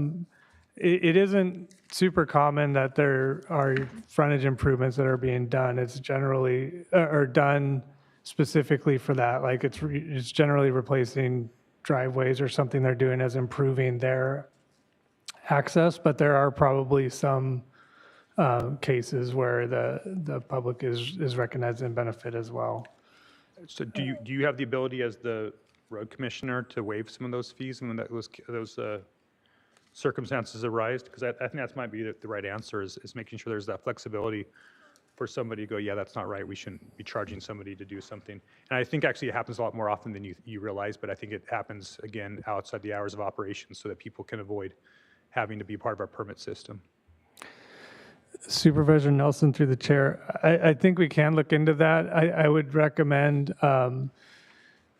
doing that as part of the next year's fee. So if we go through we just went through this huge exercise to update all the permit fees, and we'll be adjusting them based on how it progresses throughout the year in terms of cost recovery, in terms of cost to actually do the work. And then I would recommend at the end of this fiscal year, we could bring that back as we look at adjusting our fees anyway, and if there's other opportunities within that to account for public improvement of permits. Yeah, I think that would be a good idea. I think that would be well appreciated by those in the public, as well as it might incentivize people from doing the right thing instead of disincentivizing them from doing the wrong thing.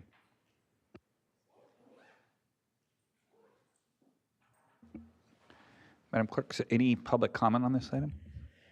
Chair Lavanino, members of the board, we have no requests to speak from the public on this item. Okay. I just have a question about when we were talking about the parking space, the $5,000. How are we going to manage that? I mean, this just goes into a kitty. Does it stay in that particular region? I'm thinking of just like Old Town Orchid. Do all the $5,000 ones stay in Orchid and we buy a place there, or is it countywide? How's it going to be managed? Chair Lavanino, yes, the fees are intended to stay within the area where they were generated, and they're based on rough costs to create parking in those particular areas or projects that are underway that would create additional parking in the area. Okay, cool. Yeah, Chair Lavanino, if I could expand on that for the public that might be watching this, that we're looking at increasing a significant amount of parking spaces in the Old Orchid area. I think we're going to do angle parking on the south side now, as well as they've done a lot to create parking along California, Broadway, and now along Markham as well. So there's a lot of dollars being spent from Public Works already, existing dollars. So I think they help determine this fee by kind of costing that out on a per parking spot basis to replace those units. Okay. Supervisor Hartman? I'm not sure that I understood Supervisor Nelson's point, but I can't let it go unremarked that Public Works is really super about partnering with private entities, nonprofit entities, and finding creative ways to deal with people when they want to help improve public infrastructure. So I'm just very appreciative of that. Okay. All right. Looks like we've talked this one out. Can I get a motion, please? Move A through C, staff recommendations. I'll second. Seconded by Supervisor Capps. All those in favor? Aye. Aye. Aye. Any opposed? Passes unanimously. Okay. At this point, we're going to break for closed session.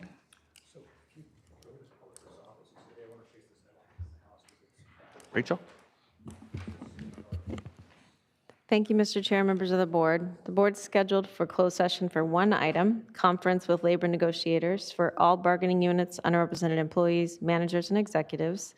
And the agency designated representatives are CEO Miyasato and Human Resources Director Christine Schmidt. And the time estimate is 30 minutes. Okay.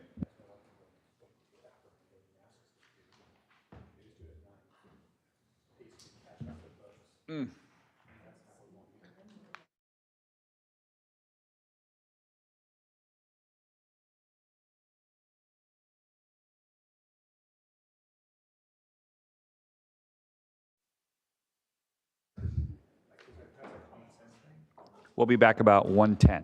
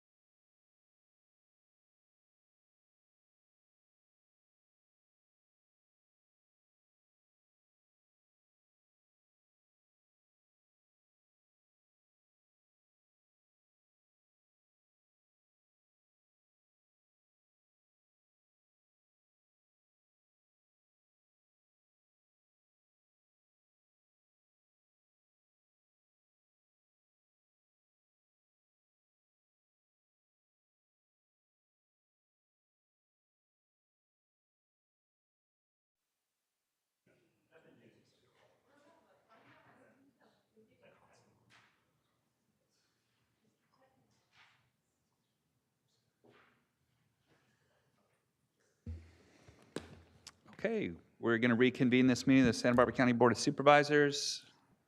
County Council, you want to read out what we did in closed session? Thank you, Mr. Chair, members of the board. The board met in closed session with conference for labor negotiators for all bargaining units, unrepresented employees, managers, and executives, and the board took no reportable action. Okay. That moves us to departmental item number 5. Madam Clerk? Chair Lavanino and members of the board, departmental item number 5 is from the County Executive Office. It is a hearing to consider recommendations regarding a fiscal year 2023 through 2024 fourth quarter budget status report. Supervisors, our budget director, Mr. Clementi, is on Zoom today. He's not feeling well, so please give him some grace, but he'll be giving the report today. Thank you, Mona. Good afternoon, Chair Lavanino, members of the board. I do apologize for not being down there. I'm just getting over a cold. So next slide, please. Well, Paul, we're going to let you slide because there is a positive variance. Okay? Okay. I would have thought you'd be sick if you were in the negative, so. Drag me in. So today I'll be updating your board on how the county ended fiscal year 23-24 compared to the adjusted budget. Next slide, please. As a reminder, we look at how each department in the general fund ended the fiscal year. And if they had a variance of $300,000 or more, positive or negative, as compared to their budget, or if they would have closed the year with reportable negative without additional revenues, we include an explanation in the report. Special revenue funds are required to end the year balanced, so they don't typically have any reportable variances in this report. Next slide, please. The general fund ended with a positive variance of just over $10 million, driven mostly by general revenues at over $6 million and a variety of other departments with positive balances, partially offset by CSD and P&D ending with negative balances. Additionally, the sheriff, which had been projecting an almost $1 million negative variance at the end of quarter 3, ended the year balanced. I'll touch on all of these departments in the upcoming slides. Next slide, please. Having the big one. So general revenues is the department where all the general fund's discretionary revenue is recorded and includes property taxes, TOT, sales tax, and more. It ended this fiscal year with a $6.3 million surplus, or just under 2% of budget, mostly driven by interest income coming in $4.6 million higher than budgeted due to the higher interest rate environment in recent years. Other significant drivers include holding back some general fund contribution from social services due to higher than anticipated state revenue received during the year, as well as sales tax, franchise fees, and property transfer taxes coming in slightly over budget. These increases are being partially offset by property taxes, which came in under budget by $1.3 million. Cannabis tax revenues came in $1.7 million under budget for just under $6 million on a budget of $7.5 million. Mostly due to retail revenue coming in lower than budgeted. That shortfall reduces cannabis tax fund balance held in general county programs and does not impact the overall general revenues positive variance. Next slide, please. We had 4 operating departments that ended with positive reportable variances, including probation at $2.2 million, treasurer tax collector at $944,000, public works at $451,000, and auditor at $316,000. The majority of these variances were driven by salary savings, as well as higher than budgeted revenues in treasurer and auditor, and lower services and supplies costs in public works. Next slide, please. The Sheriff's Department was projecting an almost $1 million deficit during our third quarter report, driven by overtime as well as increased pharmaceutical costs in the jails. However, in the final months of the fiscal year, a variety of unanticipated revenue sources were received, including the disbursement of opioid settlement funds towards the medically assisted treatment program costs at the jails, state grants that reimbursed some custody staff costs related to jail-based competency treatment, and the release of previously approved ARPA funds that hadn't been built into the sheriff's budget.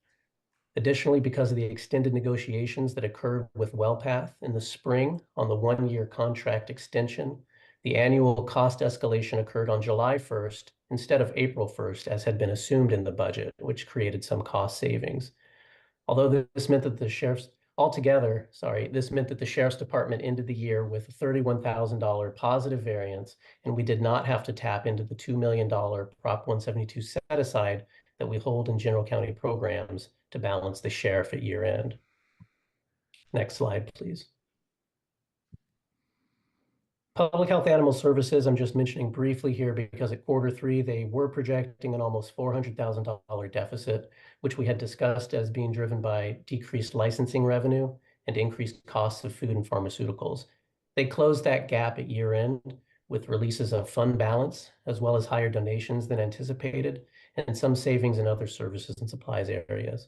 The licensing revenue in particular is something that we will be closely watching this fiscal year.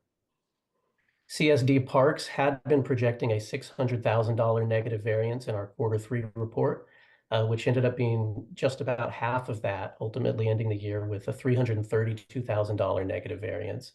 As we discussed at Q3, a big driver of the deficit was the delay in opening the restaurant at Goleta Beach, as well as impacts from the winter storms on camping revenues. The projected deficit was defrayed a bit by higher than anticipated revenues from the restaurants at Arroyo Burro and Cachuma, as well as greater salary savings than projected during Q3. Also not reflected in these numbers, we just learned in the past couple of weeks that business interruption insurance of $139,000 will be paid out for some lost camping revenue, and that will come back into the general fund. Next slide, please. Finally, the Long Range Planning Division of Planning and Development, which is a unit within the general fund, ended the year with a $285,000 negative variance. This was driven primarily by over-budgeting of certain revenues, particularly grants that ultimately did not materialize. The department was also not tracking staff time and contract costs close enough to make sure that the work being performed on particular projects was tied to a defined revenue source. As these issues became apparent during the fiscal year-end close process, the department worked to establish internal procedures going forward that will improve communication between their fiscal staff and their program staff, and to better monitor project expenses and track them by funding source. They're also working with our office to reanalyze the current year long-range planning budget to identify whether there are any ongoing structural issues that need to be addressed. Next slide, please. This chart shows our adopted FTE by department in the blue line, with the smallest departments on the left and the largest on the right. Underneath that, we've got bars for each quarter's vacant funded positions by department. Orange is Q1, green is Q2, yellow is Q3, and the blue bar is Q4. At the end of the fiscal year, June 30, 592, or 13% of the county's 4,644 adopted funded positions were vacant. This is a similar vacancy rate to quarters 2 and 3, and slightly lower than Q1, which was around 15%. And although a 2% reduction between quarters 1 and 4 doesn't sound like very much, it does represent about 100 more filled positions than we had at the beginning of the year. So it's a good step that we hope is maintained and improved on in the coming quarters. Departments with the highest Q4 vacancy rates include CEO at 19%, clerk recorder assessor at 19%, and information technology at 18%. All three of these departments have reported more recent successes filling vacancies, which should be reflected in next quarter's update, barring other departures. And vacancies in many other departments are in historically difficult to fill positions, often requiring highly technical or specialized skills. And I'll point out on a positive note, the Auditor Controller's Office, which had an average vacancy rate around 21% during the first 3 quarters of the year, did manage to bring that down to 7% in the Q4 through a focused effort between them and Human Resources. Next slide, please. As your board knows, we used previous year's general fund surplus as the source of our one-time funds in the upcoming budget cycle. We've listed some of the likely uses for those funds here, including new capital and deferred maintenance projects, increased costs of existing projects, continued implementation costs on the ERP system, and implementation costs of countywide plans such as the Climate Action Plan and Recreation Master Plan. And we'll discuss these more as we get into the budget development cycle in the coming months. Next slide. That concludes my report. Recommended actions are on the screens to receive and file and make the CEQA determination. Questions from the board? Madam Clerk, any public comment on this matter? Chair Lavanino, members of the board, we have no requests to speak from the public. Supervisor Capps? Yeah, thank you. I appreciate where there's shortfalls in the budget update, that there's sort of a plan discussed about how to recoup that. And specifically, my first question is to our CEO about unfilled positions, freezing or eliminating them. Just if you could elaborate a bit more on how that will be prioritized and your thoughts on that. Supervisor, through the chair, so because of the, as we look in the budget planning for next year and looking at when our future deficits may occur, my office will be working with departments to see of the funded vacant positions, what's really necessary, and we're just warning departments we may start looking at eliminating or freezing them, depending on the workload and the needs. It'll be timed with when we start doing the 5-year forecast on projected deficits. Thank you. And I noticed, other things like at Goleta Beach, the restaurant, we're doing what we can to get that open. I did have a question on the cannabis shortfall that continues sort of quarter after quarter. I don't quite see that same spirit of this is what we're doing to fix it. I know we tried laboriously to look at our tax program, and we've tightened up tax enforcement. But my question is really about the dispensaries. It seems as though that's been identified as the reason for the continued shortfall. And either now or at the cannabis update, I would like to understand a bit more about what we can do to get dispensaries that have been given this, I think it was a lottery system that you all did, a permit, that just been holding on to them. I have a lot of concern about the effect on the rest of the program, the rest of the budget, if those operators have yet to really come to reality. So I know, especially in my district, there's at least one. And so I just am offering my assistance if I can help sort of break whatever holds there are on the process. Thank you. That's correct. Thank you, Supervisor Capps, through the chair. Brittany Oderman, Deputy CEO. I can speak to that a little bit. I think this has come up during some of our other quarterly reports. I think Supervisor Nelson had a similar question. And so we've been really working closely, our cannabis team, with the applicants. They are all currently in the building process. So, well, in the planning and development process. Most of them are in the building process. And so it's really a matter of construction and getting things underway. And so I think the one in Supervisor Capps, in your district specifically, is currently under construction. They have pulled their building permits. And so once they pull their building permits, their permit is vested. And so we won't really work with them in our office until they go for their final inspections on the business license side. But I think the questions that you all have been asking have really kind of motivated these applicants to keep things moving. As we reported before, the industry was slowing down a bit, and so I think people were, slowing their they weren't as eager to get open, but things are leveling out, and so we are working closely with them, and we can give a more detailed update when we come back in October, but we are aware that is an issue. I will say that the revenues on the retail side, I think, we make these projections pretty early on, and so this particular shortfall that you're seeing, that prediction was made, when we thought many were going to be open, when we thought the sales were going to be much higher. We have 2 open, their revenues are coming in lower than we anticipated, and so we've corrected course. So we're going to continue to have revenues from those retail operations, but they're going to be at a lower level than we originally anticipated. Okay, thank you. I'm just, I do feel a responsibility then when we see a shortfall, especially in the cannabis program, sort of quarter after quarter, that we really be as creative as we can. Okay, how can we fill that gap? How can we bring back the levels that I know we all want? And in this area, I just ask you to look at, and I'm sure you are, if there's applicants that really haven't started construction yet, is it time to take that? What's the right terminology? Is it a permit or for the retailers? Thank you, Supervisor Capps. I think we have some limitations when they've been issued a permit, and we don't have a lot of control over how quickly they get into construction. I mean, we've impressed upon them that this was a competitive process, that there are others that were ranked in many of the community development, or in many of the community plan areas that may still be very interested in getting a chance to get into the permit process. And so we can explore setting out some timelines. There isn't anything in Chapter 50 currently. That's the ordinance that controls the business license process. But we can look at that if that's something we need to do.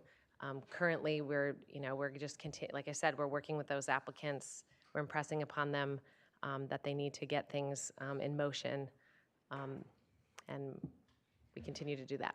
Thanks.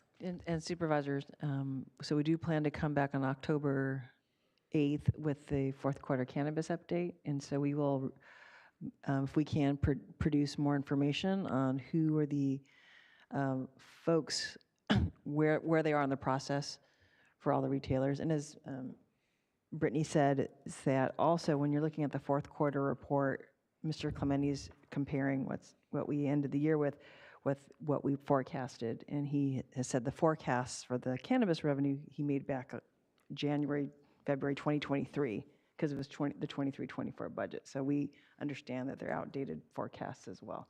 But we will bring that information back and have a conversation about how can we get these folks to take action, and if they won't, what's our options? Thank you. Yeah, just again, sort of you snooze, you lose kind of. I know this board has talked about that in different contexts here, but I'm just interested in how we can push and what I can do to assist in that. Thank you. Supervisor Nelson. Yes, thank you, Chair Labanino. They may be vested in a building permit, but I don't think they're vested in a business license. I think that's still the purview of this board, which I would be the warning out there for those operators that they aren't, you need both pieces to get your California state license. So, looking forward to that update. My question for Mr. Clementi was about the franchise fees, the additional $500,000 in unanticipated franchise fees. This is an issue that I'm somewhat interested in and been doing some research. What was the reason, or where that come from, that extra $500,000 that we were not previously anticipating? Supervisor Nelson, through the chair, I believe it was just that we have to estimate a number every year when we build that, and it's the franchise fees are a percentage of the sort of gross revenues that the utilities are making in the area, and I believe there's higher revenues that they received and paid out than we had estimated when we built this budget. Just curious. So, okay. Yeah, so I can give you a number. It's about $4.1 million on a budget of about 3.6. Yeah, and the reason why that caught my attention is that's a significant amount of increase that we didn't anticipate. Maybe that was because our gas bills were high for the few months there. That might have been the reason why that actually happened. Now I start to think about what was that unanticipated revenue. It's an area that I'm really interested in. Franchise fees, I think it's something that our county underutilizes and doesn't look at as closely. Our office has been diving in as a way to try to find additional revenue. But I'm glad to see that some of those revenues are starting to come in. So that was my other question. Yeah, and I will say it has been growing the past couple years. The receipts were about $4 million last year on a budget of 3.2. That was back in 22-23. So we've been trying to catch up the budget to where the receipts have been, I think, because of the things you're noting in the market, like the gas prices and things like that have been driving that up. Yeah, just for the public, I don't think we've actually audited any of these in like 15 years. I think based on my research, so I think there's an opportunity there. I know last time we audited one of these franchise, it led to hundreds of thousands of dollars that was underpaid by these utilities to our county. And so it's something that again, our office is looking at, not ready to ask staff for to move in any certain direction. But I do think it's something that we, as a board, at least need to be as good stewards, keeping an eye on. It's good to see those numbers go up. Maybe that's also because I'm asking some of those questions out there of some of these franchise payers that they may be starting to increase some of their payments. But I think that's an opportunity for us to create additional revenue that we should be receiving. Supervisor Williams.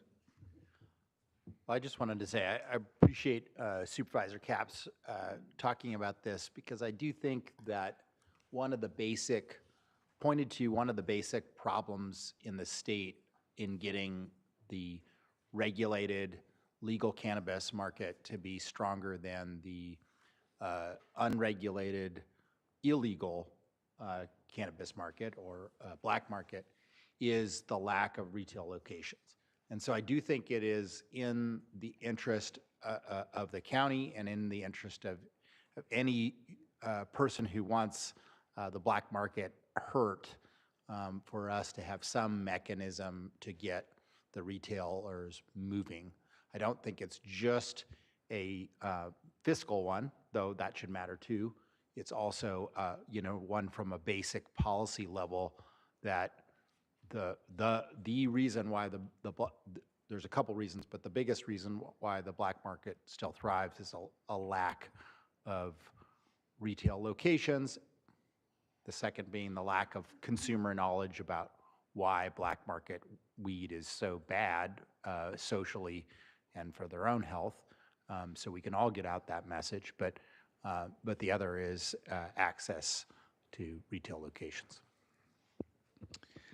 I just want to comment that I think this is the first time that we've had the sheriff come in and be under budget. So kudos to the whole department. I know it's $31,000, and we used to make a big deal about $1 million, even though his budget was $110 million. But still, this might be the first time. So we all had a cupcake at lunch for another reason, but we can pretend it was to celebrate that.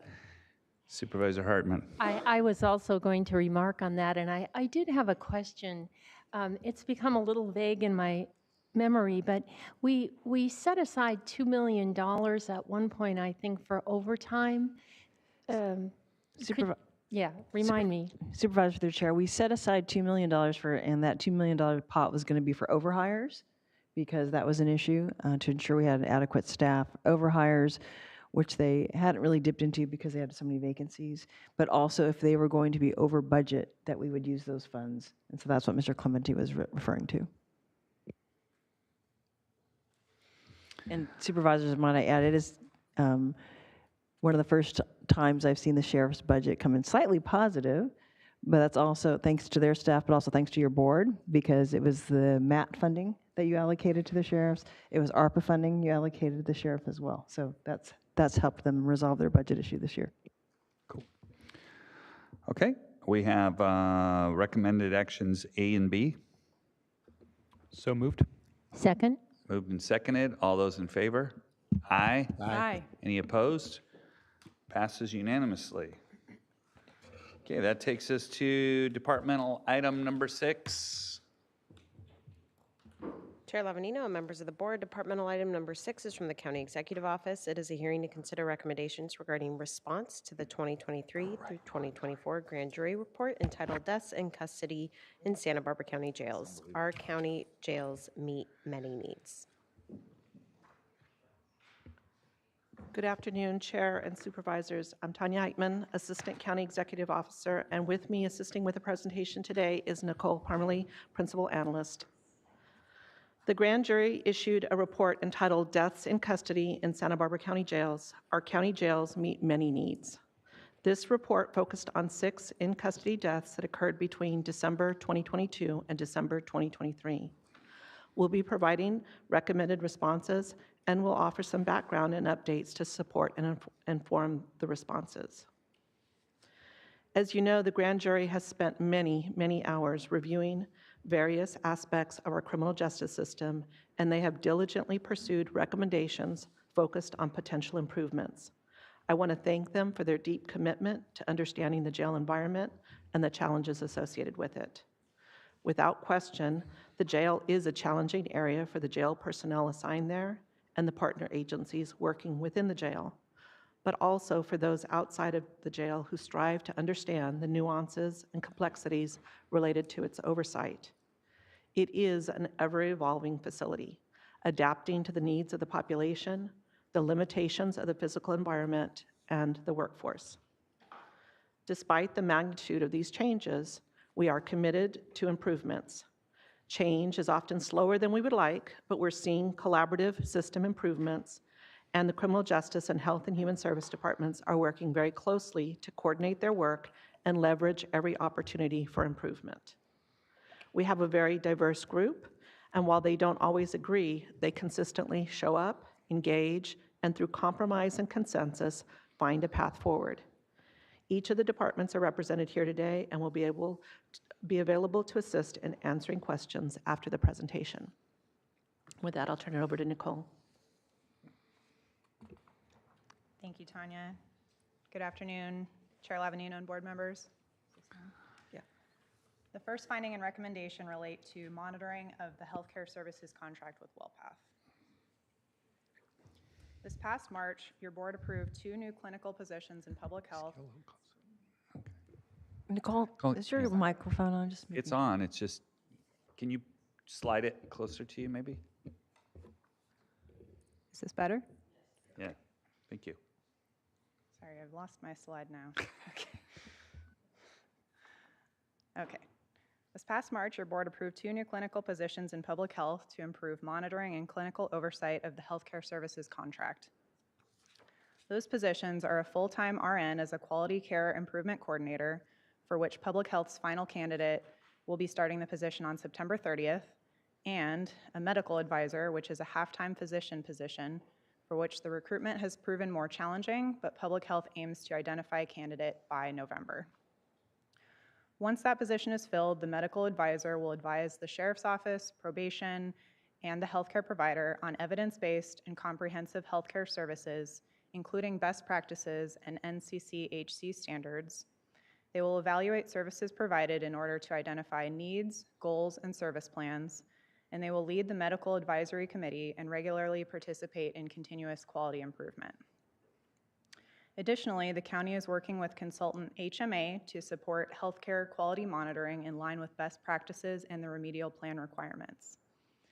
While additional resources have been added to public health to support quality monitoring, it is important to reiterate that these positions will operate in an advisory capacity and that contractual adherence in the jails will continue to rest with the sheriff's office as contract administrator, as well as with the probation department as it pertains to the JJC.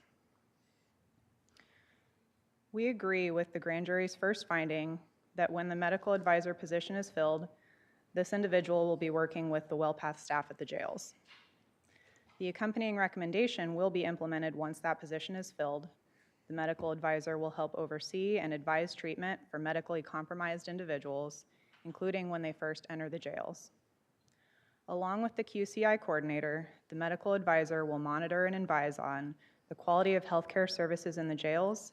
They will independently assess compliance and provide that feedback directly to the sheriff's office, public health leadership, and to your board. The medical advisor will also serve as co-chair on the death review committee and the medical advisory committee. The second finding and recommendation relate to substance use and the medication-assisted treatment, or MAT program in the jails. MAT is an evidence-based treatment that combines administering medication with counseling or other therapeutic techniques as a whole-person approach to the treatment of substance use disorders. A MAT program was established at the main jail in 2018 and at the NBJ in 2022. Since it began, the program has continued to expand services and the number of patients served, growing from just 11 patients in 2022 to around 150 today. The program waitlist at the NBJ has been reduced to around 60 individuals, and that waitlist is anticipated to be eliminated within the next month or so, once all of the new nursing positions that were added in the recent WellPath contract amendment are hired. There is currently no waitlist at the main jail. Additionally, discharge planning efforts have been enhanced for MAT patients to connect individuals to services upon release from custody. MAT expansion is also being addressed through the CalAIM Justice Involved Initiative. BeWell plans to launch CalAIM Behavioral Health Linkages in fall 2024 to coordinate care in the community for individuals upon release from jail, including those receiving MAT services while incarcerated. Based on the factual determinations made by the Sheriff's Office as conveyed in their response to the grand jury, the county agrees that these 2 individuals, referred to in the report as RU and DL, suffered from drug addiction, and died within 2 days of entering the jails. As to the recommendation, your board has already provided resources to increase MAT staffing in the recent WellPath contract extension that was effective July 1st, including a substance use disorder counselor position dedicated specifically to MAT, as well as additional nursing staff to support MAT expansion. The third finding and recommendation relate to providing early representation services by the public defender to incarcerated individuals. The Public Defender's Office secured grant funding from the Board of State and Community Corrections, as well as supplementary funding from the CCP, to launch a 3-year pilot program for early representation services at the NBJ this past February. That pilot program is known as READY, and it funded a team comprised of an attorney, a mental health navigator contracted through Good Samaritan Shelter, a peer navigator that has not yet been filled, and 2 legal support positions, as well as outside data evaluation provided through UCSB. The READY team provides representation and support to address individual needs and increase diversion at the earliest case stages, at pre-arraignment or pre-filing, in custody pending arraignment, and at arraignment. Studies have shown that individuals detained in custody before trial often face a higher likelihood of incarceration and longer sentences. Because of early promising results of the North County pilot, the public defender and sheriff staff are collaborating to launch a 1-year pilot in South County, which is anticipated to begin this fall. To overcome facility limitations of the main jail, the South County program will occur as scheduled teleconferences rather than in-person meetings as is done currently in North County. The pilot will launch using existing resources with the goal of identifying funding to add resources if program outcomes indicated as working. The county agrees in part with the grand jury's finding that the Public Defender's Office conducts an entry interview with newly incarcerated persons booked into the NBJ, with that connection continuing until those persons are discharged. The READY program meets with many, but not all, newly incarcerated people in the NBJ. This is because some individuals require stabilization, movement, or interpretation services, and also because READY's primary focus is on individuals charged with misdemeanors and low-level felonies. Additionally, the READY team does not engage with clients until discharge, although separately, discharge planners do meet with individuals during various stages of their incarceration. The grand jury recommended that the Sheriff's Office work with the Public Defender's Office to initiate a similar program at the main jail as in the existing North County pilot, and this recommendation is currently being implemented. The pilot program is currently being developed. However, as mentioned previously, there is currently no funding identified to sustain and grow this effort long-term. The fourth and final finding and recommendation relate to monitoring at-risk persons when they first enter the jail in order to prevent deaths in custody whenever possible. Over the past year, healthcare services monitoring by public health and behavioral wellness has been significantly enhanced, including improvements that allow for more closely monitoring at-risk individuals when they enter the jail. Specifically, public health has significantly increased the number of areas it monitors at each facility, with 6 of those areas focused specifically on intake screenings. BeWell has similarly increased its monitoring, with 5 areas focused on intake screenings. And more recently, monitoring tools have been further updated to include performance measures related to timeliness of referrals when intake screenings identify a mental health need, as well as referrals for chronic care management when appropriate. When an area is identified as being out of compliance, a corrective action plan, or CAP, is developed by public health or BeWell as appropriate, and the Sheriff's Office is notified of this. The CAP documents the plan for resolving the area of concern, with specific corrective actions proposed by WellPath and approved or revised by public health or BeWell. Evidence of corrective action must be submitted in order to resolve the CAP, and if it is not resolved timely, it is brought to the Sheriff's Office staff to further address. As you know, it is ultimately the responsibility of the Sheriff's Office as contract administrator to ensure any deficiencies at the jails are corrected. The county agrees in part with the grand jury's finding here. It is agreed that 5 of the 6 deaths in this report occurred within the first 3 days of those individuals entering the jails. As to the cause of death factors, we reference the sheriff's response to the grand jury, which is included in your packet as Attachment B, given that the sheriff's office investigated each of these deaths. The recommendation that the sheriff's office work with WellPath, BeWell, and Public Health to put procedures in place to more closely monitor at-risk incarcerated persons when they enter the jail has been implemented. The departments and WellPath now collaborate monthly to review procedures and strengthen monitoring protocols. However, it is ultimately the purview of the sheriff's office to implement appropriate procedures and ensure they are consistently followed. In conclusion, I would like to again thank the grand jury for its attention and thorough analysis of these 6 deaths, each of which represents a tragic loss of life amid a complex and challenging set of circumstances. As our responses have indicated, the county is aligned with the grand jury's desire to provide better supports and coordinated treatment for the incarcerated population, particularly those most at risk, in order to prevent these deaths in the future whenever possible. That concludes the presentation. The departments are represented here today and available to answer your questions. And for the board's consideration, we have recommended actions A through C as they appear here on this slide. Thank you for that, Nicole. Let's just start on the end. Supervisor Nelson. Yes, thank you, Chair Lavanino. One of what I've been harping on continuously is obviously the staffing at WellPath, and it's been my feeling that if some of these inmates would have been able to be seen by somebody in advance, it might have been different circumstances. And I know that we've been understaffed in those spots on the intake side. How's that coming along on staffing, especially the mental health practitioners under the WellPath contract? I know we put some incentives in there for them to actually staff those. Are they now fully staffed? Because prior to us really digging into this over the last few months, I think that they had still never had staffed the swing shift at North Branch Jail. And I think they actually had an opening for the other shift as well. So how's that coming along? Supervisor Nelson, through the chair, we'd invite Chief Deputy Wazalewski up. You would have the most accurate information in that Great. regard.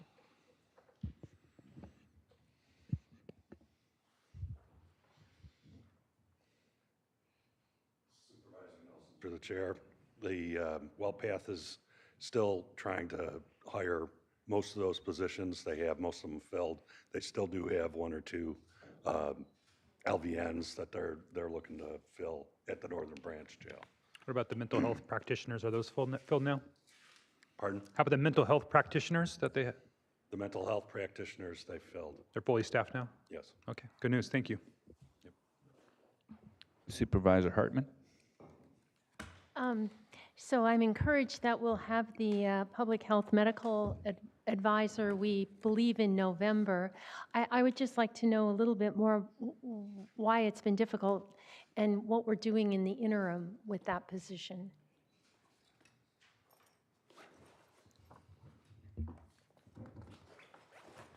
So we did have 3 candidates, and actually we had for the MD, the medical advisor, we did make an offer. Unfortunately, that candidate declined. So now it means we're going back to reposting that, and it's just a matter of who is an ideal candidate for that position. The good news is, as mentioned, our quality coordinator, RN, has accepted the offer and is currently just in the process. We'll start by the end of the month. We are also aware that probably we need to look at increasing maybe the time or the FTE for that position. So we're looking at how do we entice more candidates to apply for that position. And so now we have somebody performing that function in the interim? Yeah, so currently this task is headed or is performed by our Chief Medical Officer, Dr. Preciado. She is participating on both the Death Review Committee as well as the MAC, and she is very much involved in every step through the RFP and all that. So that function is happening. It is just not as a dedicated person as we wanted it. Great. And I have 2 more questions. I don't think they're for you, though, Dr. Hamami.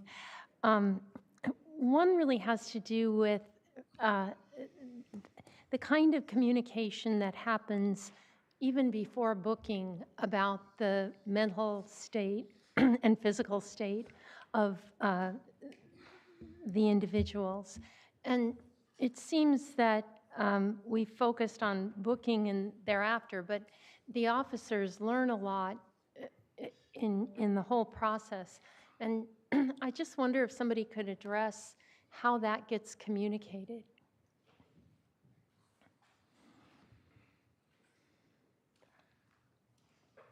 Supervisor Hartman, through the chair.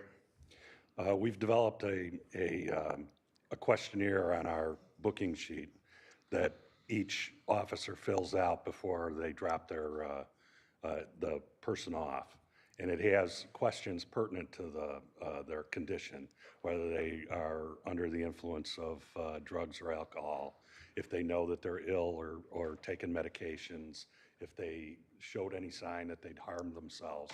It's fairly basic, but it's right there so that they can fill it out, and it will be filled out on every single one. This is a form that goes to all the different agencies. So right now we're putting together the training bulletin that's going to go out to the other agencies as well as our own to implement it. And it should be out within the next couple weeks. So that's a real change, and we've integrated that into the form that everybody gets so it doesn't get lost somewhere. And now you've got training coming. Well, that sounds superb. I think you're the one to answer my next question, but it's a broad question, and it really deals with the Sheriff's Office response to the grand jury report in finding number 6. My assumption anyway is that we have our crisis stabilization units and our sobering centers there so that we can divert people early on. And it sounds from your answer in 6A, I think it is, that it's very limited when you can actually take people to the CSU. And so I would like to understand that better. Supervisor Hartman, through the chair, we book in 10,000 people a year. So when you look at it in a grand perspective here, it is very small, the number that would even qualify for that. They have to be misdemeanor folks. They have to, be able to be released from our custody without a court order yet. So those kind of pre-booking diversions are really limited in the grand scheme of things. But when it comes down to, how many per week or how many a day, it might be 2 or 3. It might be, 10 a week. That would make a big difference, but not to that 10,000 that we book in every year, if that makes sense. That's why it kind of sounds like it might not be, but. I guess that helps. I mean, my thought is we have the teams that go out specially trained, ideally de-escalating so that we don't get felonies, and that we can use the crisis stabilization units to get them stabilized. They are locked. At least some months ago, the sobering center and previously the CSU wasn't being used to full extent. And I think it's really important that they are. And that's part of our overall strategy here.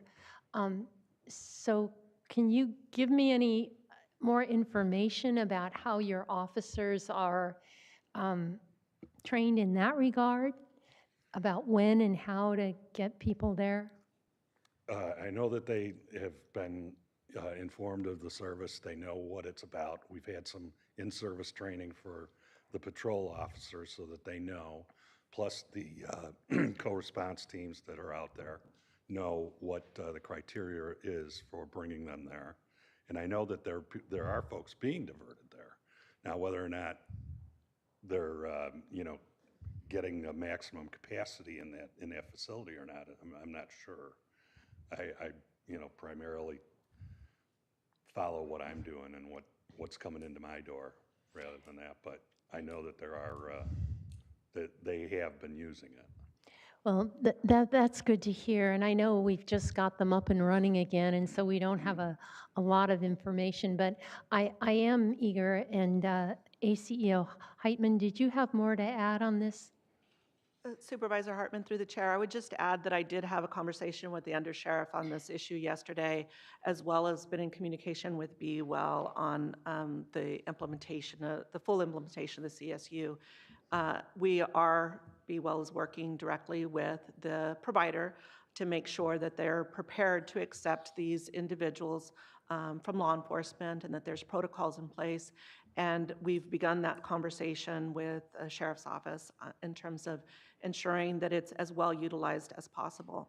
And I want to emphasize that for some of the comments, they've been referring to this diversion from the jail, which is certainly one option, but it's also quite possible that somebody would go there even if they ultimately are going to go to the jail, that it would still be appropriate for them to go to the CSU first and get stabilized, even if their charges mean that they need to go to the jail after stabilization. We would prefer that they be stabilized, right, rather than left in a situation at the jail where they might not be able to access enough services for their needs at that point. So we want to make sure that we're looking at it from both sides and that people are getting the right level of care. So I think it'll be an ongoing discussion with the sheriff's office, the vendor Crestwood, as well as Be Well. Yeah, and from my perspective, it's both the Sobering Center and the CSU, and again, it's so key to our overall strategy. I hope that this will come back again, maybe in 4 to 6 months, where we really look at these numbers, understand the kind of training that the officers are getting. You know, how many of the cases are really just regularly trained officers versus our special teams to deal with mental health crises. I'd like to dig into it a little more. Certainly, Supervisor Hartman, through the chair, we are capturing data as well as to who's bringing individuals into the sobering centers, as well as who's bringing individuals into the CSU, so we can understand the patterns and also see where there might be increased opportunities. And does 4 to 6 months sound good to come back to the board? Well, certainly it sounds fine to me. I'll talk to Be Well and the sheriff because they'll need to be a part of that as well. Supervisor Capps. Thank you. I just want to, again, thank the grand jury. I feel as though if it's a board hearing, we're having a grand jury response to something related to our jail health, and it just shows how serious these issues are and how hard they are and how intractable. So I appreciate on this response that a lot of them are being implemented, a lot we agree with. To that end, one of the recommendations was about coordination, and I'm happy to hear that there's these monthly meetings now happening between all of the right players, and I just was going to put anybody on the spot and ask, what's a tangible outcome of progress from increased communication, whether it be process or treatment of people? I just would ask for anyone involved to share. I don't see anyone jumping out of their seats. Our public defender might, no? The public defender actually isn't directly involved in those meetings, Supervisor Capps. Yeah. I'll certainly encourage our public health director to speak to this issue as well, but one of the things that I want to kind of highlight is the protocols for those that are in safety cells. That was a significant area of concern. It's actually what started a lot of the discussions. We initially thought that it was going to be a limited duration kind of meetings, but once we really started looking at the safety cell protocols, we realized there was so much more opportunity for collaboration. And so those meetings have continued. Great. Not that I have any magical bullet or magical answer, but definitely this dialogue and what we are starting is a step in the right direction. I think also to be realistic is that to set our expectations in the right direction. There are challenges because of how especially in the main jail, how it is set up. There are challenges that we are aware of vacancies and shortage both on the custody side as well as on the health side. So we definitely are looking at ways to improve healthcare through looking at policies and collaboration and anything that can be improved. But it's going to be a very combined effort, plus looking at how do we change some of those challenges or resolve some of those challenges. So the RFP, we all collaborated on the RFP. There are things that we're expecting in the RFP that would alleviate some of those. But again, I think it's going to be a little bit hard when we come to the physical structure of the building, the main jail, and as well as looking at the vacancies and others. Yeah, I mean, you brought up staffing, and I'm sorry to hear that the person that accepted that tough job to fill, the medical director, declined. But do you talk about housing in these hiring in these meetings? I mean, is that an area of collaboration, or would that be too much? Supervisor Capps, to the chair. In those meetings, we've discussed the roles and responsibilities. I see. Primarily for those two new positions, both the RN and the physician, because a lot of the work that is happening around monitoring is this collaboration amongst the different agencies. Sure. So those positions often come up. We often talk about what added responsibilities we could build in, knowing that those positions are coming, and what things should appropriately shift to the positions. The death review also has been a source of discussion, because we anticipate they will be involved in any death reviews as well. Anything that is involving the intersection of public health, the contractor, WellPath, the sheriff, and Be Well, pretty much comes to this meeting, this venue, for them to discuss. Great. And make sure that they're both making progress, but also that they're really looking at it from all the different perspectives. And the CEO's office is very much engaged in that and kind of tracking their progress. Thank you. And since the public defender is here, there was on recommendation number 12. I don't really understand too much. Maybe since you're here to talk about this early representation pilot program, and can you elaborate and explain what that is? Absolutely. Please? First of all, it's a pleasure to be here, and it's a pleasure to be here with the collaborators, because I will tell you, from the boots on the ground perspective, the Public Defender's Office, having the privilege of being in the Northern Branch Jail, has made a significant difference, because the access that we have not only to the individual, but to the resources and the individuals in the jail that are desperately trying to help and triage very sick people who do come into the jail are remarkable, and you'd be proud of what you see there every day. So my attorney and staff are able to work with the Sheriff's Department, Be Well, call public health, whoever we need, we're having those real-time engagements.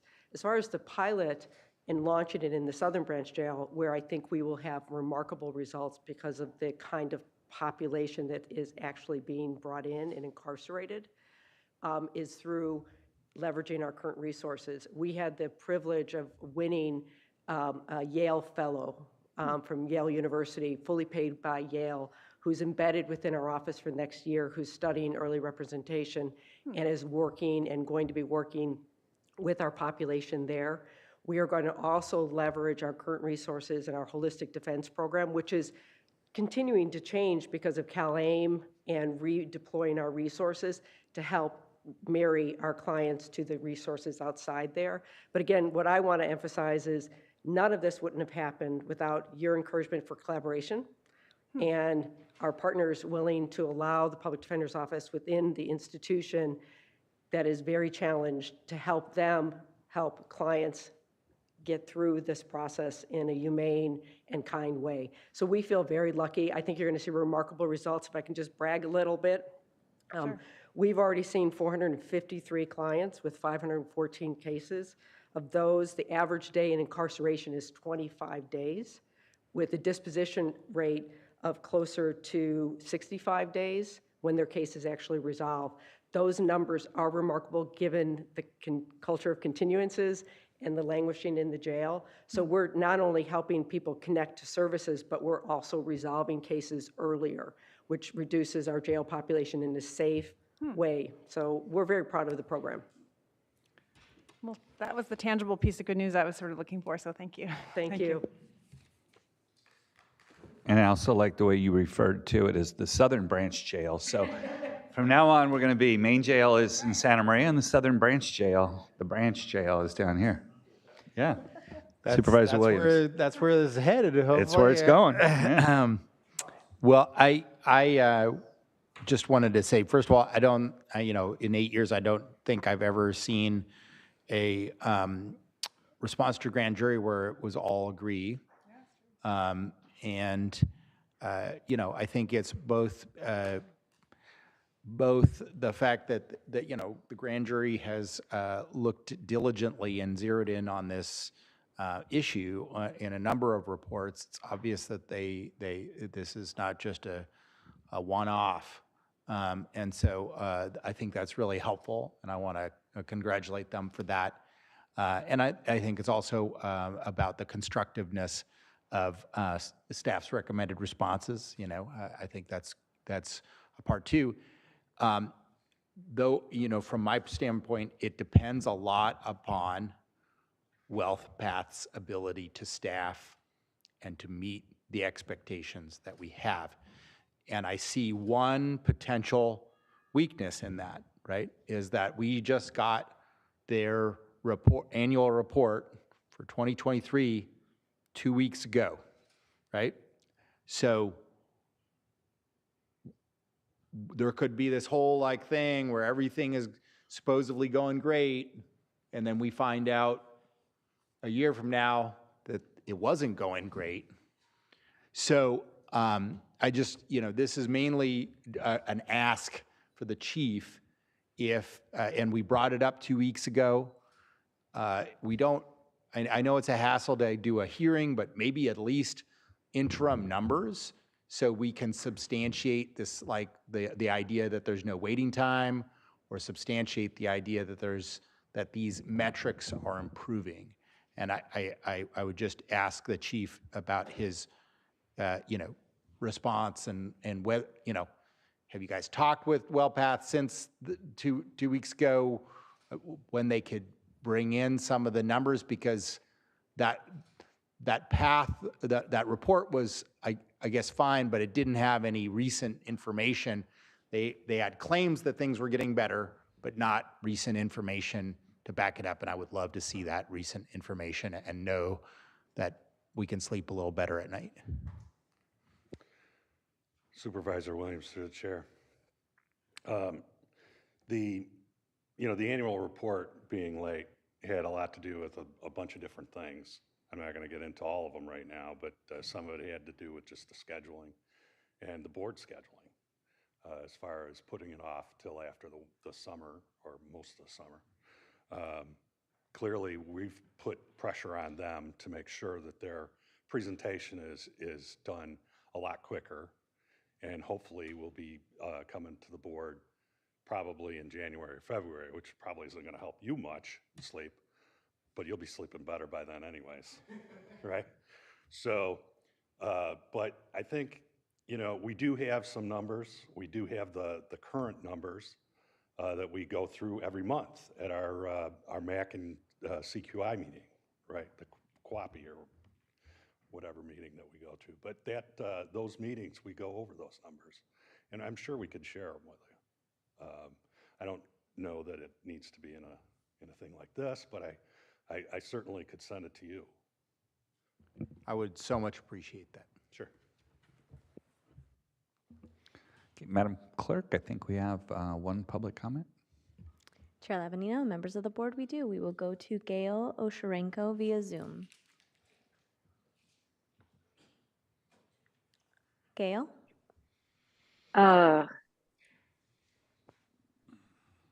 Chair Lavignino and board members. I'm speaking today as an individual, not on behalf of any group.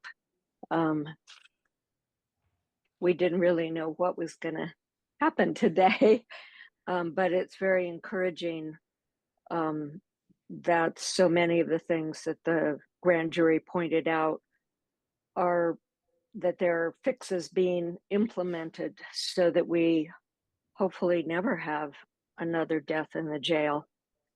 And some of these are things we've been working on a long time, and cooperation among agencies has made that possible. So we're really grateful to the Office of the CEO and all of the agencies and the sheriff for the progress we're making, both in the READY program and in getting rid of wait lists in the MAP program, the presence of public health monitoring and advising. There's a lot of progress. That said, I have very closely read some of these death in custody reports, and I think even the grand jury probably didn't quite pick up on that at least a couple of these deaths might have been avoided if the individuals involved had never come to the jail. That when the call went out on 911 for help for JG, that he might have been taken to the hospital because he was talking about back pain and chest pain. And then that didn't get communicated to the nurse on duty during intake and booking. And so that ended up in a very unfortunate death. And something similar happened with JT, who our group has been very attentive to because we held a vigil after we learned of his death. And he was taken to the emergency department and told at the deputy who took him in was told, if he starts to decompensate, bring him back. But information wasn't conveyed to the emergency department that the deputy had at the time. So it's another case of somebody who, had mental issues, was talking suicide, and really shouldn't have been brought to the jail and maybe would still be alive. So we need to look at all the communication issues. It's really good that we have a new protocol and there's going to be training about it. And there's a lot of progress that I'm very pleased to see happening. And we hopefully will be able to sort out more about why the people aren't taken to the crisis stabilization unit or to the sobering center more frequently. Gail, Yeah. thank you so much. That is your time. Thank you. I didn't see a time clock, so I didn't know. Thank you. Thanks, Gail. Okay, no more public comment. Any other questions from the board? If not, I want to thank all the staff that participated and open for a motion.